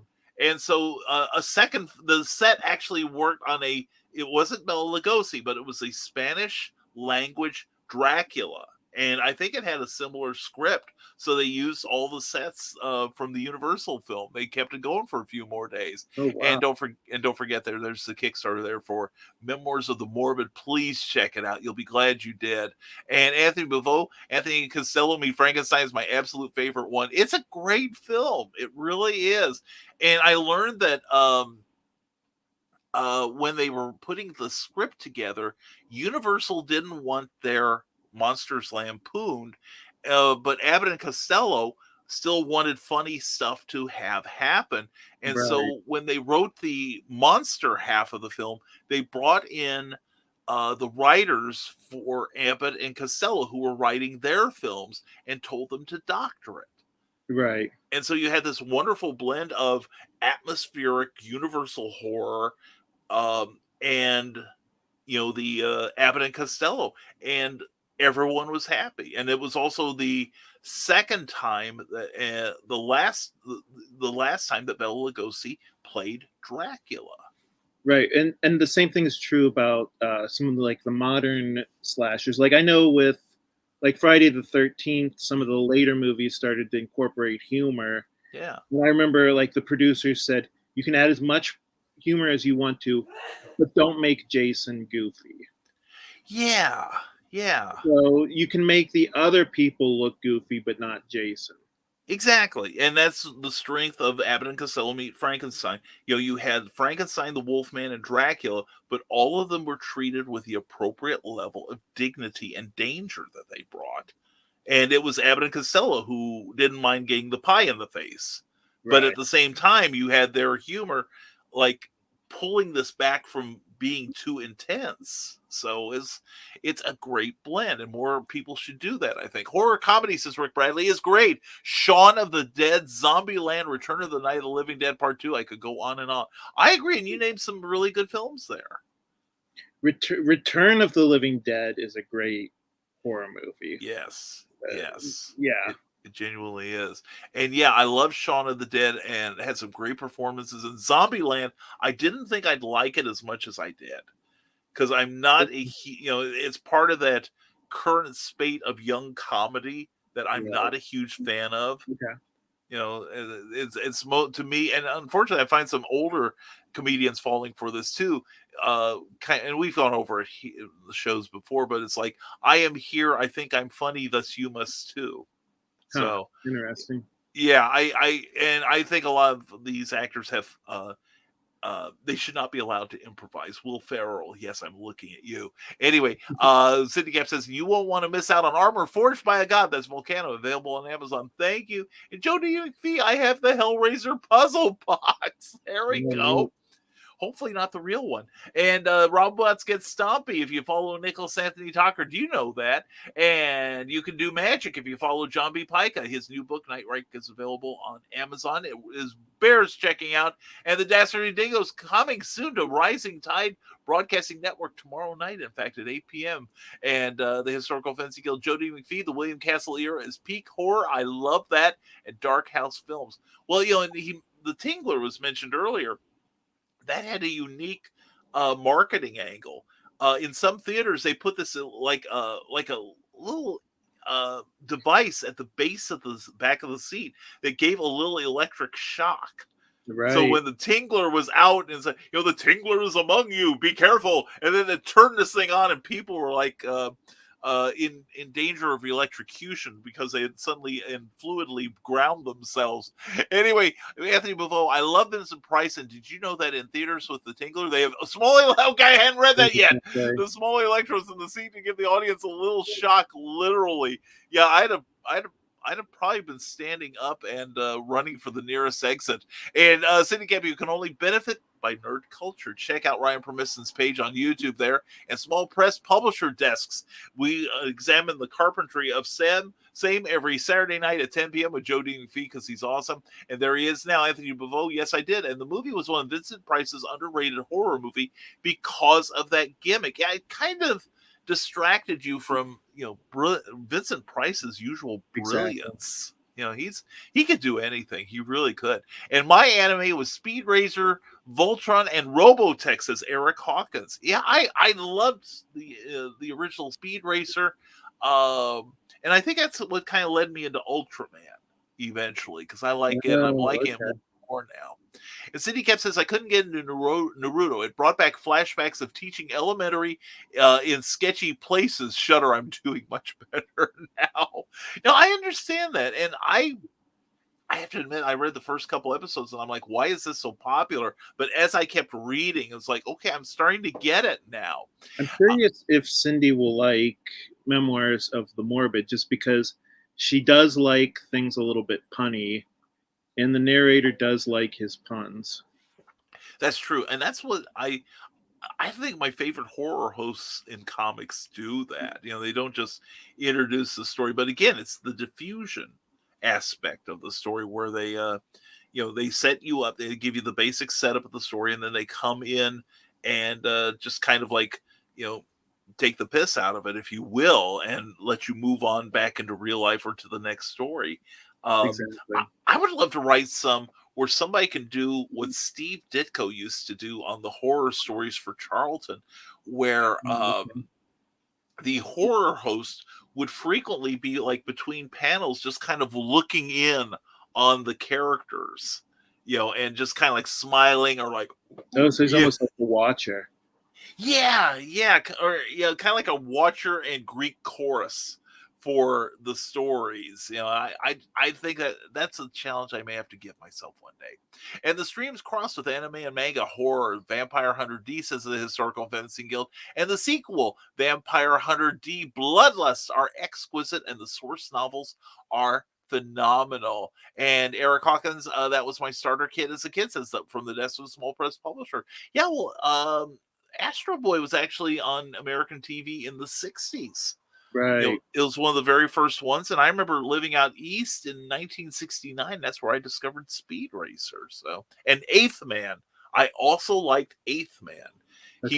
He was a policeman whose mind was put into a robot body, and they called him Eighth Man because there were 7 more before him, and I always thought that was great. And Cindy Cap says Amy Hale has neurosis, the book, not the nervous condition. Silly people.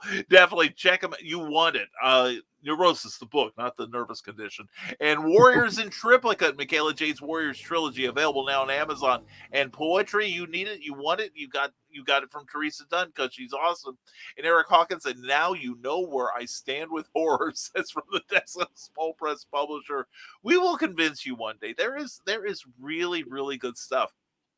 And a lot of like I said, a lot of the mainstream creators that you see now, a lot of people that you and I grew up with, Joe, like Jack Kirby, he's done horror. Robert Kanigher's written scads of horror. Marv Wolfman, Len Wein, Paul Levitz, artists like Jim Aparo, even Sergio Aragonis has done horror. Bernie Wrightson, of course. Yeah, Bernie Wrightson's the best. Oh my God, yes. And if you haven't, if you like the book Frankenstein by Mary Shelley, you've got to get the one where he did the illustrations. He took 10 years to draw the illustrations that go in that book. And yeah, they look like wood carvings. That's unbelievable. Oh my God, they're gorgeous. They really are. It's a great book to own. If you like, I think you mentioned Barry Windsor Smith earlier. Yeah. He just came out with a comic book that's kind of it's not strictly Frankenstein, but it's kind of it's kind of him riffing on the Frankenstein thing. I saw that. Yeah, there was something in Comic Book Creator, a lengthy interview with Barry Windsor Smith about his career and that project. Yeah, it does look interesting. I would definitely get it because I like Barry Windsor Smith's work. I even liked him before he was good.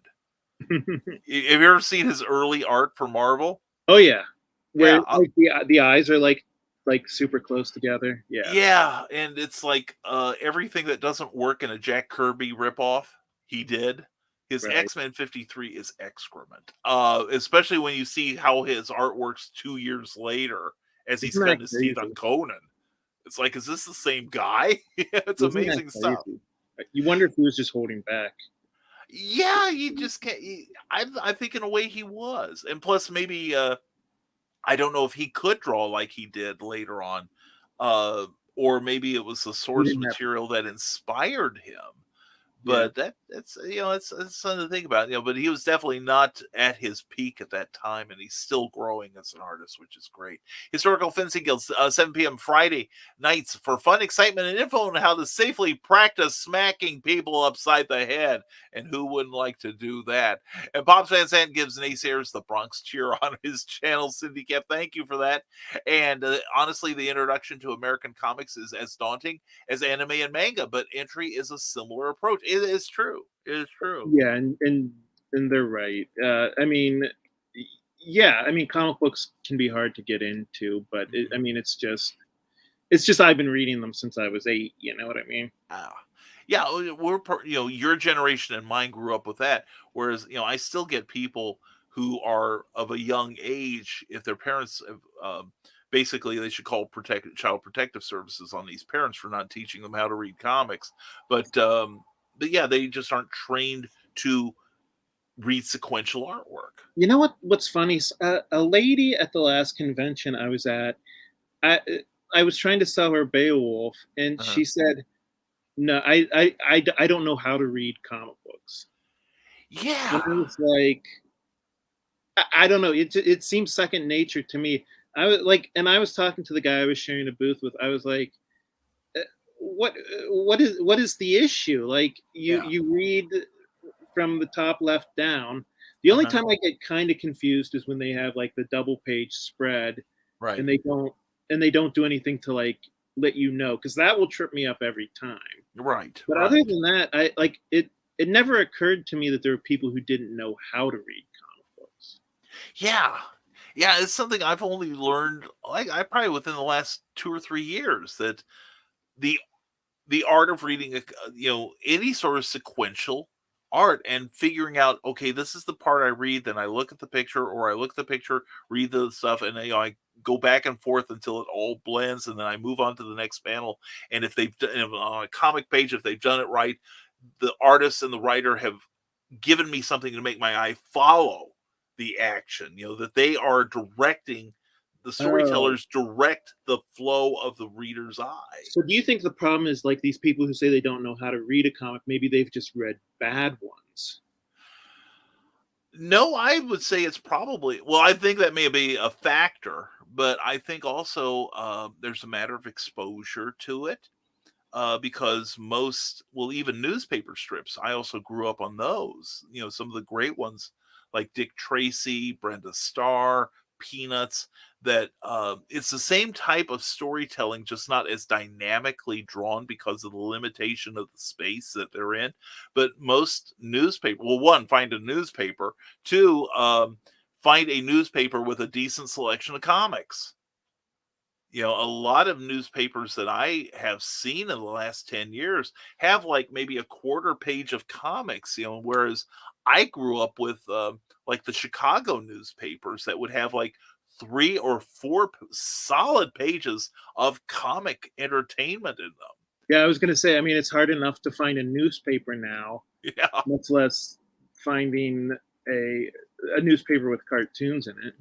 Yeah. And, some of that's why so many of these strips are fleeing to the internet now, because that's Exactly. the only place the aficionados can find them.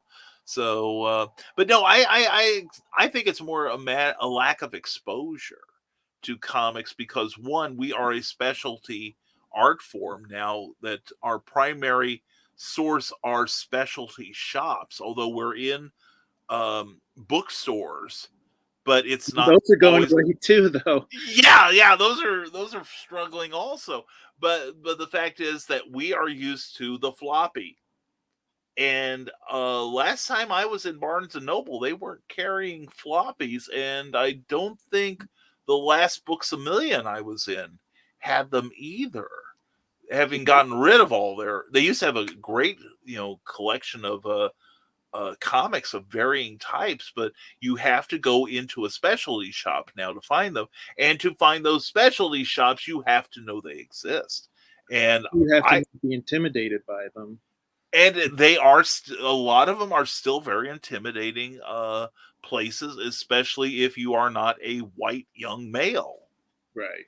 You know, there's not a lot in a lot of comic shops for, you know, if you're, unless again you're a young white male, there's not a whole lot to identify with. Or if you're female, a lot of shops are still run like sausage factories. It's getting better, I think. It's getting a lot better. There's been quantum improvements over the time when I actually ran comic shops. Right. We tried to be as inclusive as possible, but first the publishers have to give us something to work with. But when I was in it, that was when you started. There was the rise of the Vertigo line, which did a lot to kind of level the playing field. And suddenly, like there were things coming in like that and ElfQuest that weren't necessarily girly titles, but Yeah. gave them something a little more cerebral to read, as opposed to the slugfest that a lot of the guys tend to favor. So I've been going back through Sandman, Yep. and I shouldn't say going back through. I'm reading it for the first time. Oh, The only cool. thing I knew about Sandman was that when I was in high school, Uh-huh. every time I talked to a girl and she told me that she liked comic books, I would get all excited because I thought she was going to say, "Oh, I like Savage Dragon or Youngblood or Yeah. X-Men." And then probably over 90% of the women, or I should say girls, who read comic books Yeah. were into Sandman. Yeah. Well, I was actually expecting it to be more overtly, for lack of a better word, girly. Right. It really isn't. I mean, No, it's not. it's very violent. I don't know what it was that appealed so much to women. I mean, other than there were a lot of female characters. Yeah, I don't know what it was, but in the same way now, whenever I talk to a woman who reads comic books, I ask them what title they like. Almost invariably, they always say Saga. And Yeah. now, Yeah. I mean, one of the main characters is female, so Yeah. I think that's maybe a little bit more obvious. Right. But yeah, I mean, I think things are getting better. I mean, Definitely. it's not like in the 90s where it was like you picked up a comic book and there was like a 90% chance that there was going to be a girl in a bikini on the cover, you know? Yeah. So, Yeah. Yeah. I have a skimpy 2-piece bathing suit and I'm going out to fight crime in it. Yeah. right. Yeah. High heels, yeah. Exactly. Yeah. Yeah. Back in the day, like I said, things like X-Men was also another good title that a lot of females liked because it explored more emotions Right. rather than just the fist fights. And Chris Claremont was writing it as opposed to, well, I think towards the end they kind of made him cowtail to like the Jim Lee and the Robert Liefeld and those guys who they wanted to draw girls in bikinis, but yeah, I think at the beginning you're right. Yeah. Yeah, and it's not to say that, the Jim Lee approach is the wrong one, because it still kept selling, and God knows there's about 487 titles every month with X in them, but without having to be X-rated. But yeah, there were some more cerebral, female-oriented writers. Don McGregor also wrote some strong female characters. Then you had The Rise of the She-Hulk by David Anthony Kraft. And of course, then you have the independents, like like I said, ElfQuest. Then you have like Neil Gaiman's and Alan Moore's coming in, who could write strong female characters that weren't like hostage of the month. And also they were doing things that didn't rely necessarily on spandex. I mean, you were reading Sandman, and it starts out very much tied into the DC universe with Dr. Isn't that strange? And I'm reading the comic book he did before that, Black Orchid, now, which it's very strange because it's very unconventional. Yeah. It's a very unconventional comic book, but it's still kind of a superhero comic book. Yeah. Yeah. Yeah, I don't know if they just did that to hedge their bets, I guess. I don't know. I don't have an explanation for why they tied those early Sandman issues into the DC universe like that. Well, I think it was just, to have familiar ground. And also Vertigo was very interested, especially at first, in taking DC mainstream comics and kind of like pulling them into more mature areas, just like they did with Doom Patrol under Grant Morrison. Right. And Swamp Thing. That was, up to the point that they were Vertigo, and even after Vertigo, they still had appearances like Batman and the Hawkman, things like that were tied into the DCU. but otherwise they operated in their own continuity, and they brought in like more obscure characters like Tomahawk and Prez and Yeah. gave them a more contemporary treatment because a lot it's surprising how well some of those do age, but they still, you've got to make them relatable for a new generation. So yeah, I think you're on a good track with Sandman. There was another one, Sandman Mystery Theater. I wish they would reprint the whole line, but it's basically the 1940s Sandman, and it kind of touches on the Neil Gaiman Sandman in a way, but because Wesley Dodds is driven by his dreams. Okay. And he becomes a costumed adventurer who was a member of the Justice Society, and for a time handled by Jack Kirby. But anyway, it's very 1930s noir. It's almost like if Dashiell Hammett wrote superhero comics. Right. And this is a guy, he's not, chiseled muscles. He's got a girlfriend, and, he's kind of puffy and out of shape sometimes, but it's like, they're riveting if you like more realistic crime stuff. So, but anyway, let's catch up with some of the comments right now. Luke is still not a well clown. Maybe getting hybrids will help. Go to Luke Stone Studios and order your copy today. Skunk Cracker. Well, where I stand with horror is I love all of it, but I especially love 80s slashers. Give me Freddy, give me Jason, give me Myers and Leatherface. It's all good, and that's okay. Everybody has what they like, and I think everybody should have it. And Animal Eye with merch, sci-fi novels, and anthologies. You want that at Bear Publications. It's Cindy Kep's little brainchild there, and you'll love it. You will love it. But if I had to pick a favorite, it'd be Freddy. Elm Street is just the best. I think they're better written than a lot of them. And of course, Robert Englund, he sells it so completely. Right. And monster movies are different than horror to me. The Tremors series is pest scare humor balance, but the first one especially has incredible pacing, says the Historical Fencing Guild. I agree. I like the first one. Yeah, I love the Tremors. The first couple especially. Those were really good. And I have a lot of horror films that I fall back on as just being favorites, says Skunk Crocker. Elm Street, of course, is way up there. Also, Final Destination, Puppet Master, Christine, Maximum Overdrive, Nightbreed, etc. And Animal Eye merch. You got to get that at bearpublications.com. And you also need Zombies Invading Oz from Eric S. Hawkins. It's a great series. And it's on Comixology, and it might be gone from Indiegogo, but you better check it out.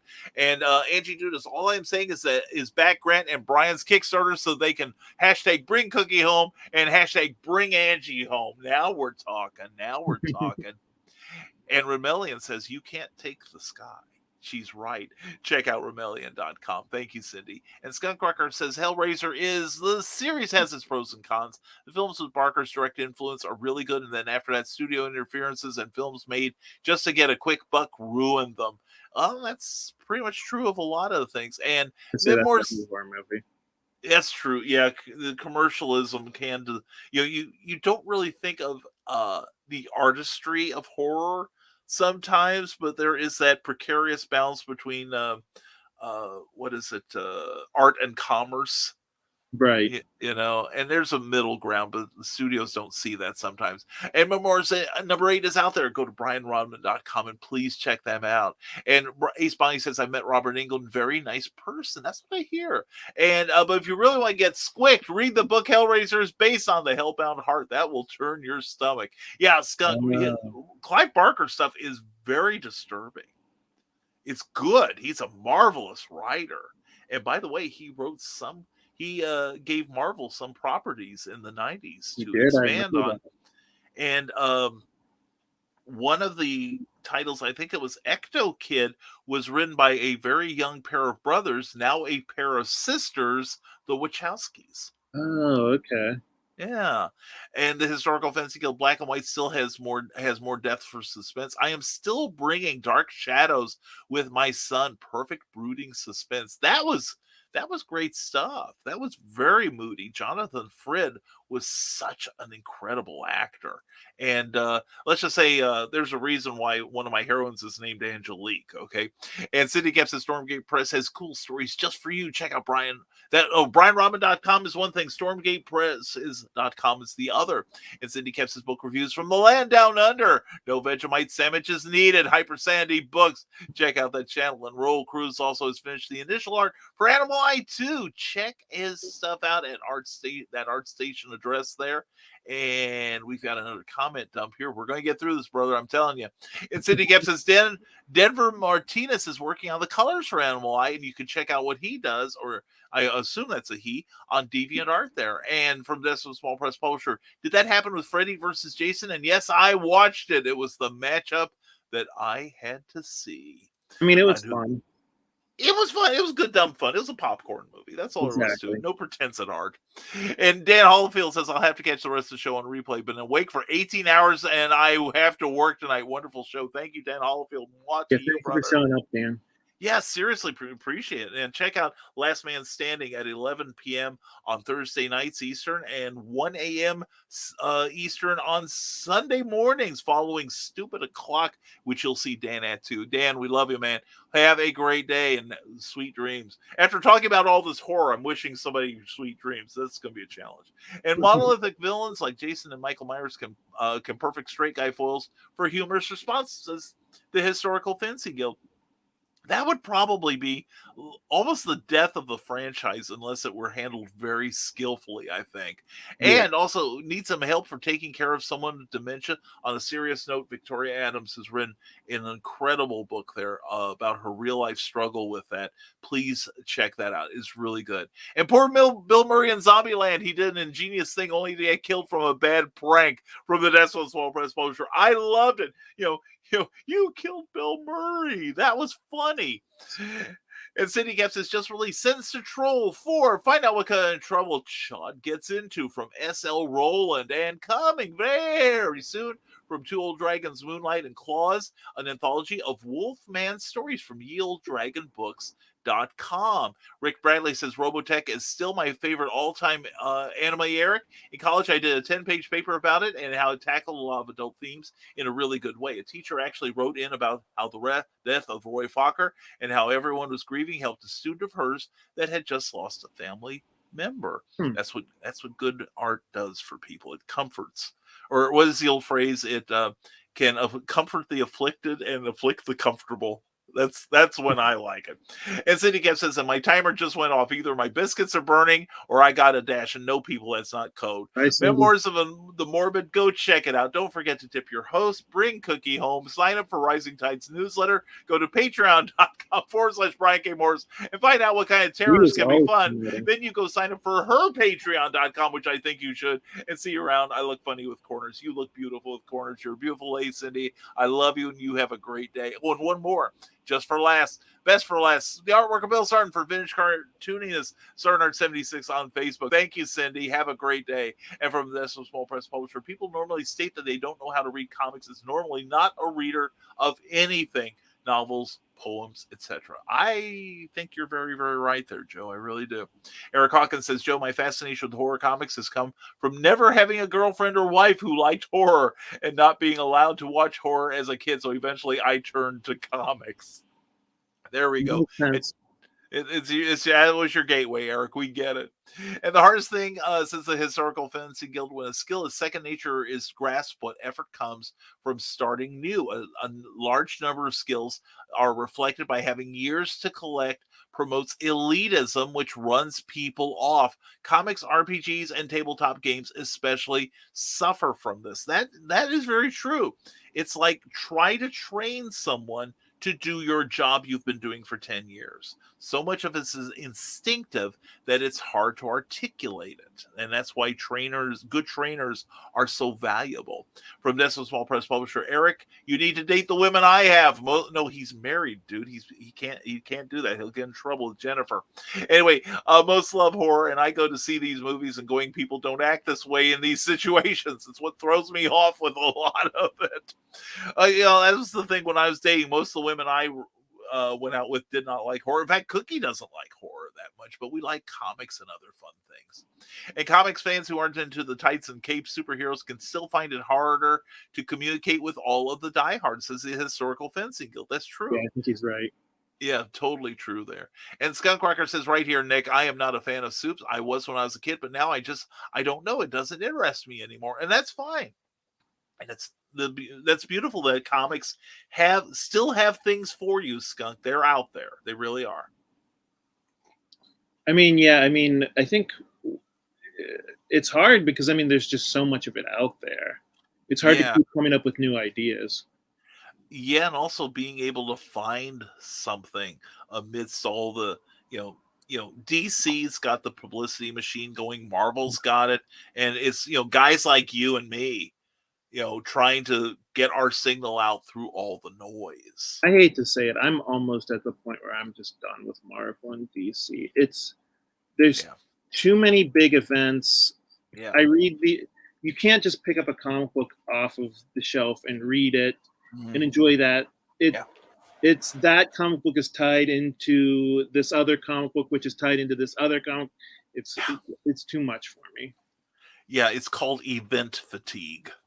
And I've got it too. And if and I know you watch me on the, comic book spectrum, and one of my big beefs with comics now is you pick up a comic and you don't know who the hell these people are.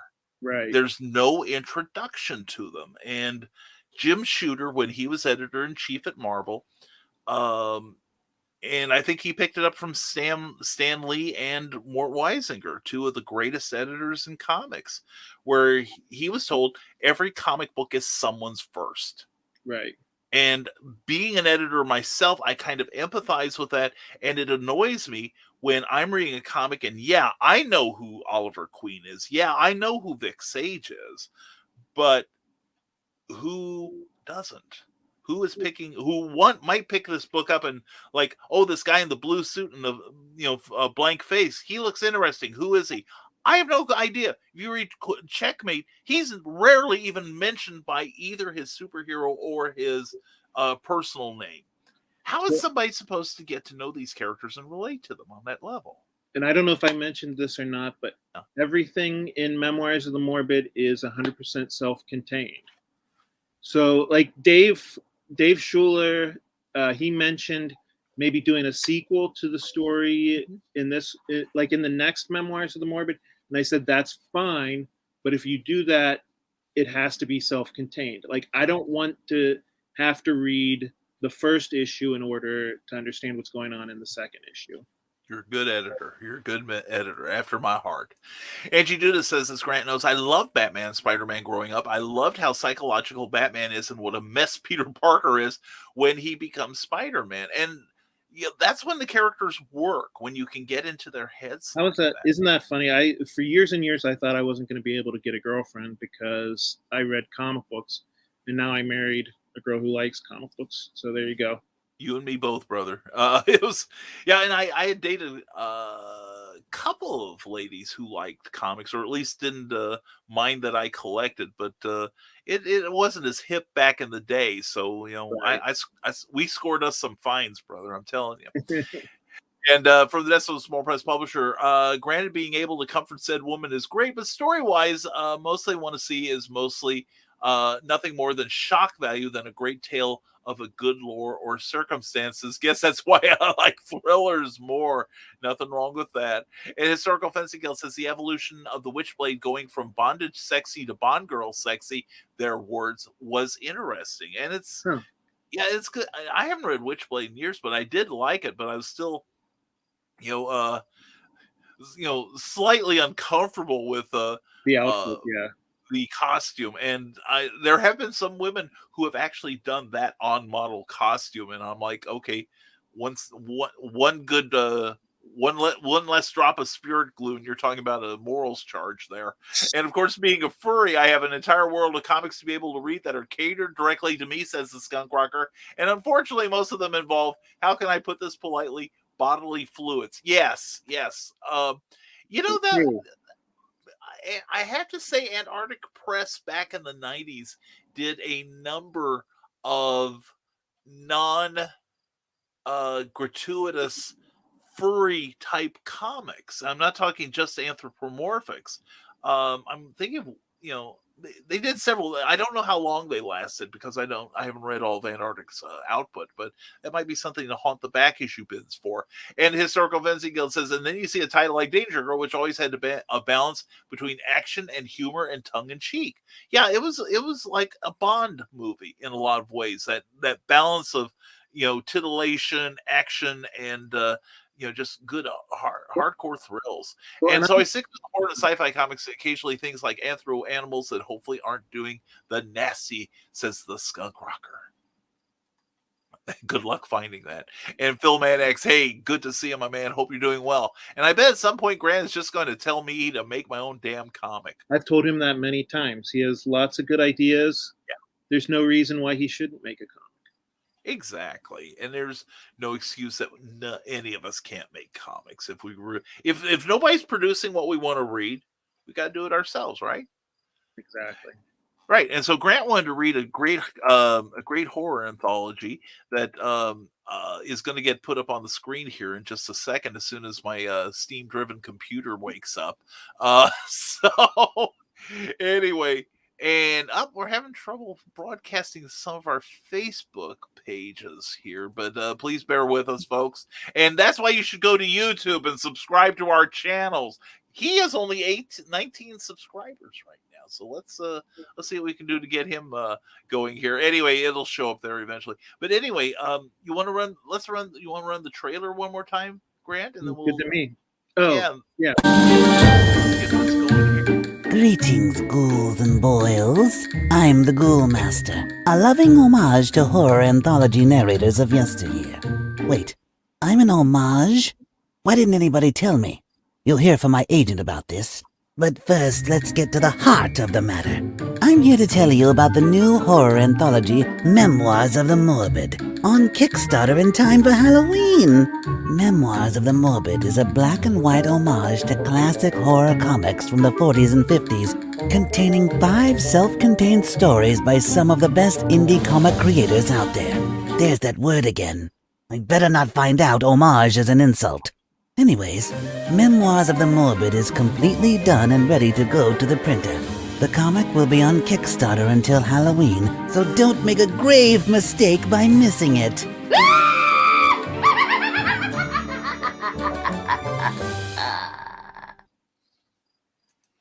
I dig that so much. That was great. Yeah, now, thanks. I like it. Did you write that? Did you write the copy? I wrote it. I actually found the guy who did the voice on Fiverr. Oh, really? Yeah, and he hit it out of the ballpark, didn't he? He really did. He was fantastic. Well, here's something that's not known. My trailers, the voiceovers for my book trailers, also came from Fiverr. Okay. Yeah, he did. You get some good talent there. Yeah, that's a super trailer for that. I love that. I'm glad you shared that with us. So we're going to give you the spotlight one more time, and let's see. And they're not letting me post this. Dang them. Let's try that again. All right, and it may be my computer. I don't know. Or it may be Zuckerberg because he fears us. That's probably it. But anyway, we have posted the address. I'll go back and look again. Yeah, they're. Let's see. While you're talking, I'm going to let you take the spotlight one more time, Grant, while I fumble back here and tell everybody about the Memoirs book and about your campaign. Yeah, so I wanted to mention that we're up to about $160 now. Not bad for an hour's worth of work. I should say work. Yeah. And I want to thank everybody, first of all, for having me on the show, and everybody for tuning in. And I really want to thank the people who are watching who have backed, like I said, $160. And most of these people are people who are in the audience, like Brian Rodman, Ted Davies. We've got a couple people here. So Memoirs of the Morbid is a 60-plus page black and white comic book. Some of the best artists in the business are doing covers for it. The interior artists are great, too. We've got a lot of great writers doing stories. the lady who worked with me on my story, her name is Valentina, and she's actually still in college, and she's a great artist, and she's super modest. So I hope that this is just the first of many collaborations with me and her. As I was saying, Memoirs of the Morbid is a homage to classic horror comic books from the 1940s and 50s, specifically Tales from the Crypt or Vault of Horror. Check it out on Kickstarter, and I'm sure my friend Brian will post the link again. But thank you so much for having me on the show, and thank you guys for checking out my Kickstarter. Well, thank you for being here, Grant. The morning show, we don't allow everyone on here, but this is something, it's not just the fact that I'm in it. I really appreciate that. Well, I appreciate your having me in that book, and it looks fantastic, and I'm already craving my copy of it. So, Grant, we're going to close out the show. I'm going to put you in the background, to do, so I can say goodbye to you properly, sir. Sounds so good. Thank you again for being here, my friend. Thank you so much for sharing this Sure. with us. All right, here we go. And I'm going to take over the screen because my bloated ego demands it. Anyway, folks, please check this out. It's a great looking comic book. I'm really proud to be in it. And please let's support one of our own here. Grant is one of us. So, and I also want to thank you all for your support here. Thank you all for tuning in this morning and giving Grant such a warm response and backing his book. I urge you to keep doing so. He's got 27 days to go, but let's get him over the hump as soon as possible here. And somebody gets us over the hump is the one, the only Plasma Fire Graphics. Thank you again for sponsoring this episode. Plasma Fire Graphics, when the look of your book matters to you.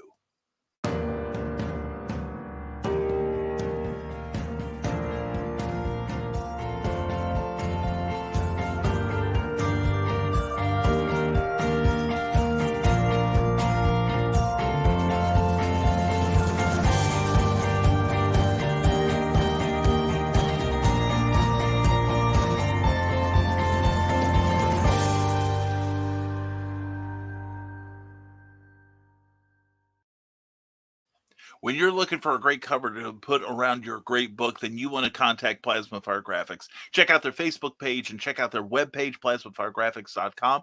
That's where you can contact Jeffrey Hayes and get his rate card and find out how darned affordable he is. And he's great to work with, and the results are glorious. Check it out. Plasma Fire Graphics, when the look of your book matters to you, because it matters to your readers. And we also want to thank our Patreon patrons.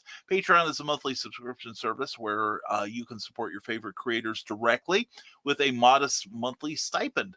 And in return, you get stuff. All of these people on this page have their own Kickstarter campaigns, or not Kickstarter, but rather their own Patreon pages. And to find out what they can offer you, check them out. And also, if you want to see your name here as part of your support, a thank you for your support, check us out at www.patreon.com/Brian K. Morris. And also, please check out the Rising Tide family of broadcasters. Later tonight, Michaela Jade will have tidbits and scribbles because she's awesome, and she's going to teach you how to be awesome too, as far as being a creator on the rise. She's leaving her day job in about 2 weeks. She ain't going back because she's built her business, and you can find out how and apply those principles to your business as well. Also, tomorrow, we are proud to say we've got the premiere of the Dastardly Dingoes on the Rising Tide Broadcast Network at 8 p.m., 7 p.m. Central Time, and I will be there to help kick off their extravaganza season. So please check it out. Please check us out. We'd love to hear your comments and your questions. And go to our Facebook page for the Rising Tide Broadcast Network, and please give the page a like and follow all the cool stuff we do. And I think that's going to do it for now. And I want to thank again Grant Lankard for being here, also for sharing his great project, the Memoirs of the Morbid. A kind of a 50s retro horror comic that you're going to dig. I'm in it, and so is my buddy Claudio Adriano, and a whole bunch of other great creators. So please back this right now on Kickstarter. You'll be glad you did, and I'll be glad you did too. So anyway, folks, as always, we want to thank you for being here. We'll see you again Wednesday morning. Oh, again, a belated thank you to Carl Witzman for filling in for me on Friday. I meant to thank you, Carl, and I apologize for not doing so sooner. But anyway, he was fantastic, and we have a lot to live up to now. So anyway, please, we'll be back. We'll be back Wednesday morning with another Nevermind the Furthermore. And as always, folks, I urge you to stay smart, stay safe, wash your hands, and never apologize for being awesome.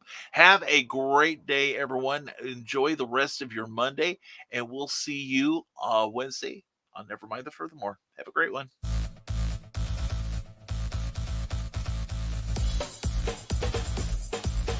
Thank you for watching Nevermind the Furthermore, a Rising Tide Broadcast Network production. If you enjoyed any part of this show, please give it a like or a thumbs up and share it with your friends. Also, please subscribe to our YouTube channel and consider becoming one of our Patreon supporters. Thanks again, and we'll see you next time on Nevermind the Furthermore.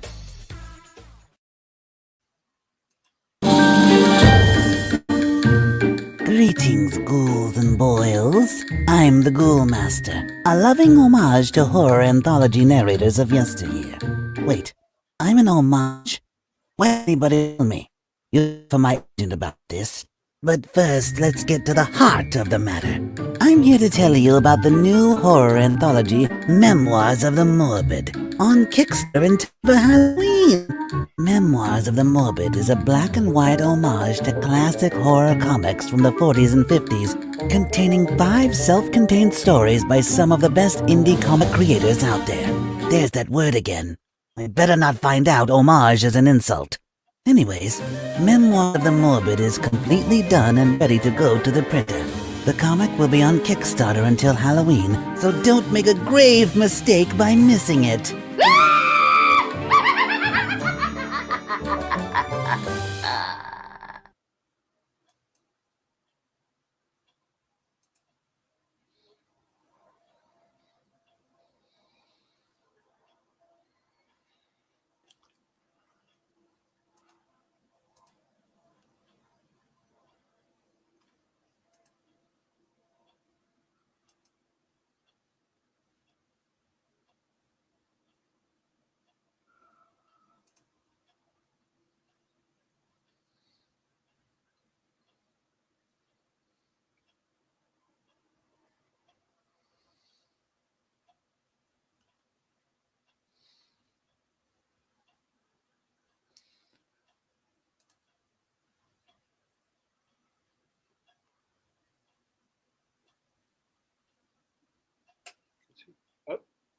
Hello.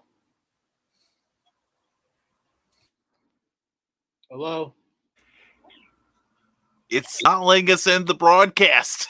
Uh-oh. We may just have a live after show here. What the heck? Or we'll just leave, one of the two. StreamYard is not being really wonderful this morning. I may have to call let's see, let's just say the heck with it. If everybody's still watching, we're still on. So let me get that going here, and there's that, and get that out of there, and get. You guys know. Yeah, there we go. There we go. Hi, Angie. How you doing? I'm good. Okay, we're gonna get this broadcast ended I'll put one the way or camera on another. here 'cause she's better looking. Stop. Well, then I'm just gonna move out of here too, because I admit that too. So here we go. Let's see. We're gonna keep trying to end this broadcast. We still have 15 people watching this. So Hi, Brian. everybody. Hi, everyone. Hi, everybody! Support this project while we're trying to get off the air here.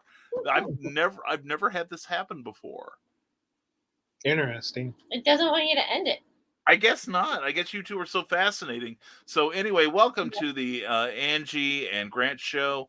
I'll just leave. I'll stop eating my lunch since I'm on air. That's all right. You just step out of frame and take a bite. You know. There you go. Or he bites it in frame. There we go. We may just have to kill the tab here is what it is. So, this is wacky. Okay. Yeah, I was trying to use Facebook and Instagram to do some, and it's not working really well, so I don't know if It might be everything then. the server. It could be. I don't Yeah. know. My son will understand all that. I don't really understand how all that I works. don't have a clue. I don't clue.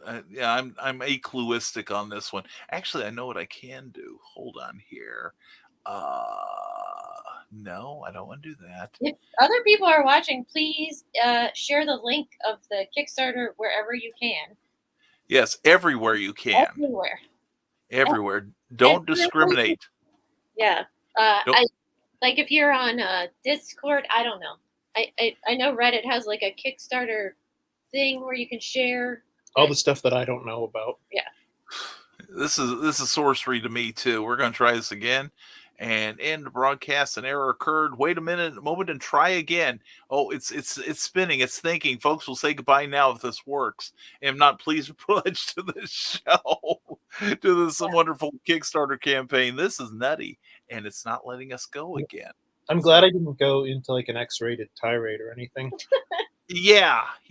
Let's see. Let's try this. No F-bombs, Grant. Yeah. I was surprised Brian dropped a 4-letter word today. I figure I can get away with an S word as long as it's not snow. Oh, I'm sorry. But anyway. No. Do you want to hear something funny? When I was a kid, I was not allowed to say the word suck because apparently that was considered a swear word. Oh my God, that's funny. You know, I can relate to that. We did one of those internally bad high school plays, and it was a thriller from the 30s. And our teacher, who was directing it, who was also a reverend on the weekends, he made us take out every heck and darn in them. Oh my gosh. Oops. Sorry. Oh, is someone saying you're still on the air? Tell Brian to kill this thing. This is crazy. This is nutty. I've never had this happen before. Yeah. Which is something a lot of guys say. But anyway, Right. and yes, I'm blaming the equipment. So I think what we're going to have to do is just simply kill this and leave. That's cool. Angie has to be at work in 20 minutes. Yeah. And it takes about 15 minutes to drive there. So yeah. So I think I'm just going to kill the tab here, and the thing will shut off on its own. Right. So he said hoping. Otherwise, this may be the first 24-hour episode of Nevermind the Furthermore. I'll be back in 8 hours. Yes, and if you watch all 24 hours of this, folks, it'd be funny if I could just watch this and you're like walking around in the background. Yeah. It's like, okay, we find out whether Brian really does do broadcasting and is, wearing anything from the waist down. But anyway, guys, thank you so much. Thank you for helping me launch my Kickstarter, Brian, and thank you for contributing the story. Actually. Yeah. Oh gosh, I was so glad to. And when you do the inevitable sequel, we'll talk. So, we're off to a good start. We're at 174. We're like, that's a good hour. Like I said, it's about an hour's work. Right? Not bad. And don't forget to share on my pages too. So So we'll see. I'm going to try something here. I'm going to do something to your video. And okay, this is just on your video here. We're going to try something here. There. Oh, I got all of them. I'm sorry. Guys, have a great day, everyone. This is how we're going to kill the broadcast today. Thank you, each and every one of you. And Grant and Angie, love you guys. Have a great day. And please check out this Memoirs of the Morbid. Thank you very much. And we'll see you Wednesday on Nevermind the Furthermore. Bye-bye. He said hoping.